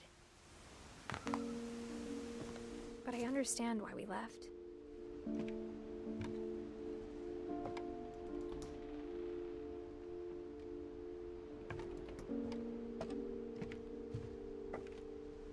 My mom ended up leaving everything behind.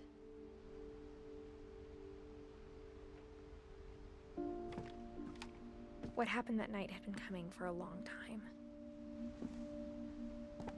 Maybe it should have come sooner.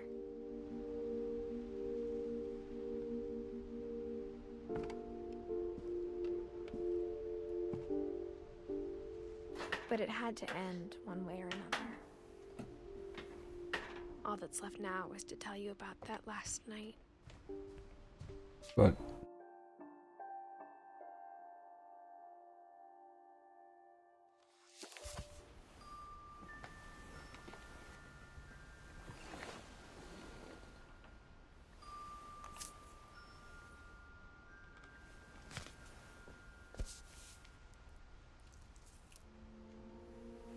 That whole last day, Edie just watched us pack and didn't say a word. Until supper, when she raised her glass and said, "To our final night together, and all our final nights apart." Grandma, you know what I said about alcohol. Some of your medications are very Edith, specific. I left a present for you in the hallway. Why don't you go open it? The grown-ups have to argue now. I'm sorry, you're right. We're all leaving tomorrow. Let's just enjoy our last... I'm not leaving. Edith, you're excused.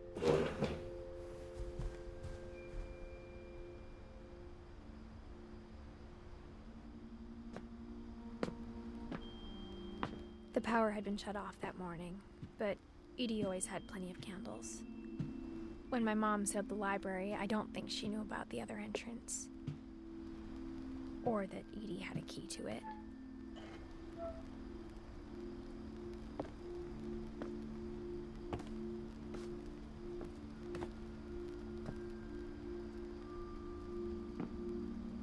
The thing you're afraid of isn't going to end when you leave the house.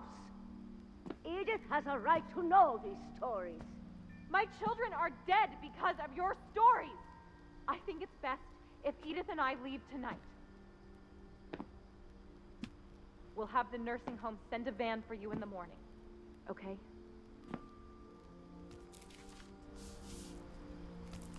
Dear Edith, there's so many stories I wish I could tell you, but there's only time for one. This is about what happened on the night you were born. That night, the tide went way, way out. It was the first and last time I ever saw the old house aground. There'd been an earthquake out in the middle of the ocean. They called it the lowest tide in 1,000 years. God, it smelled awful.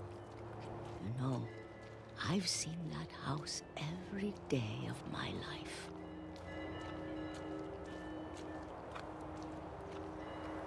But I never thought I'd go back to it. When the fog rolled in, I lost my way.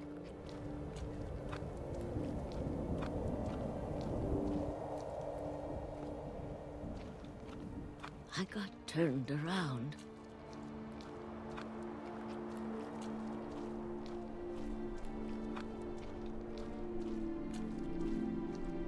I started seeing things.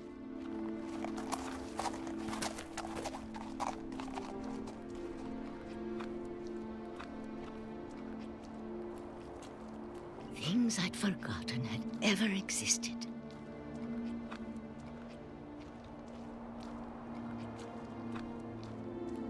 But when I saw them, they felt like old friends. That night, a lot of things came back to me. Or maybe I came back to them.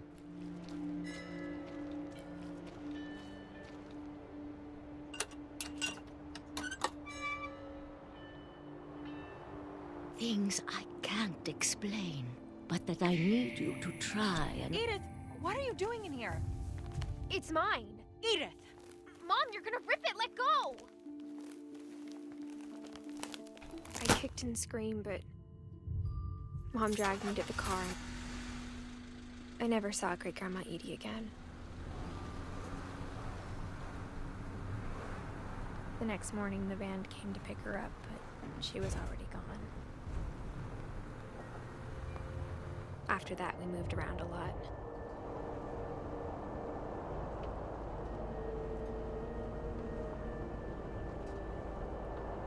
We both tried to make the best of it.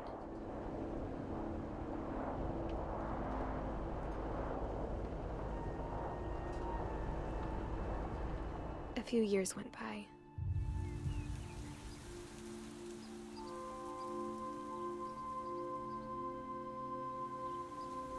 My mom didn't like to talk about it, but she started getting sick a lot. The rest happened pretty quickly.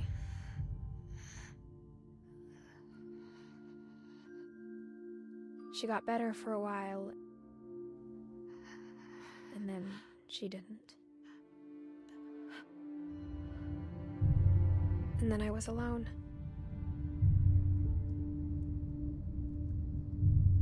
The last Finch left alive.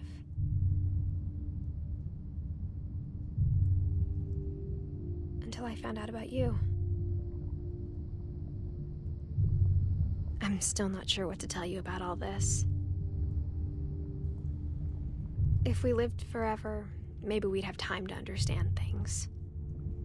But as it is, I think the best we can do is try to open our eyes.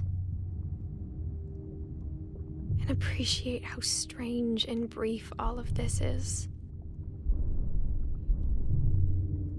Oh my goodness, what are we doing? This Are we journal doing was this? supposed to be for you, We're doing this, aren't we? but now I hope you'll never see it.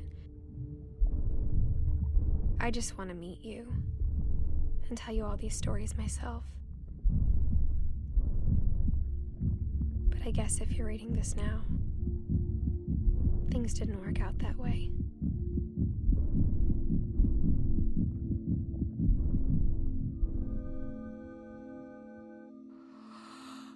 This is where your story begins. I'm sorry I won't be there to see it. It's a lot to ask, but I don't want you to be sad that I'm gone. I want you to be amazed that any of us ever had a chance to be here at all. Good luck.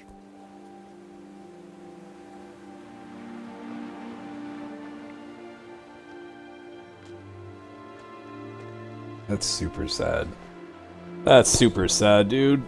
Oh, man.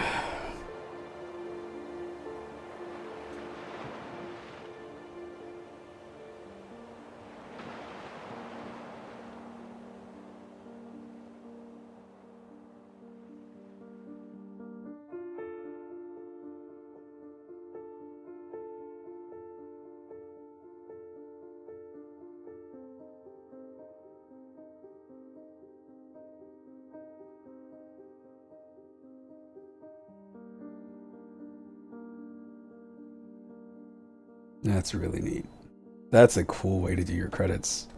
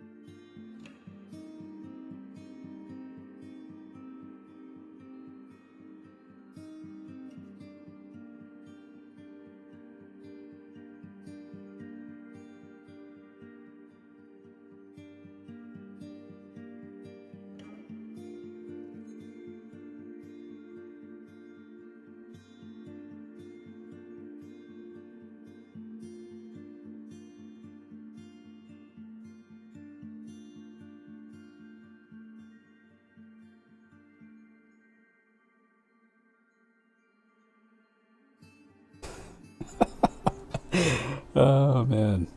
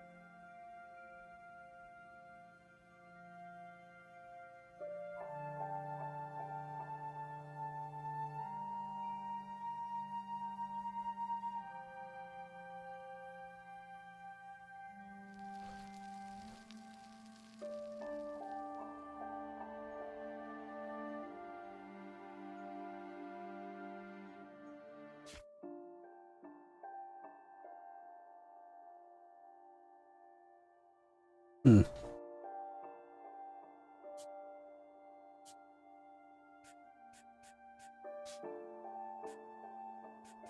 Alright. That was pretty cool. If I go to replay a story... Oh, that's wild. That's wild, dude.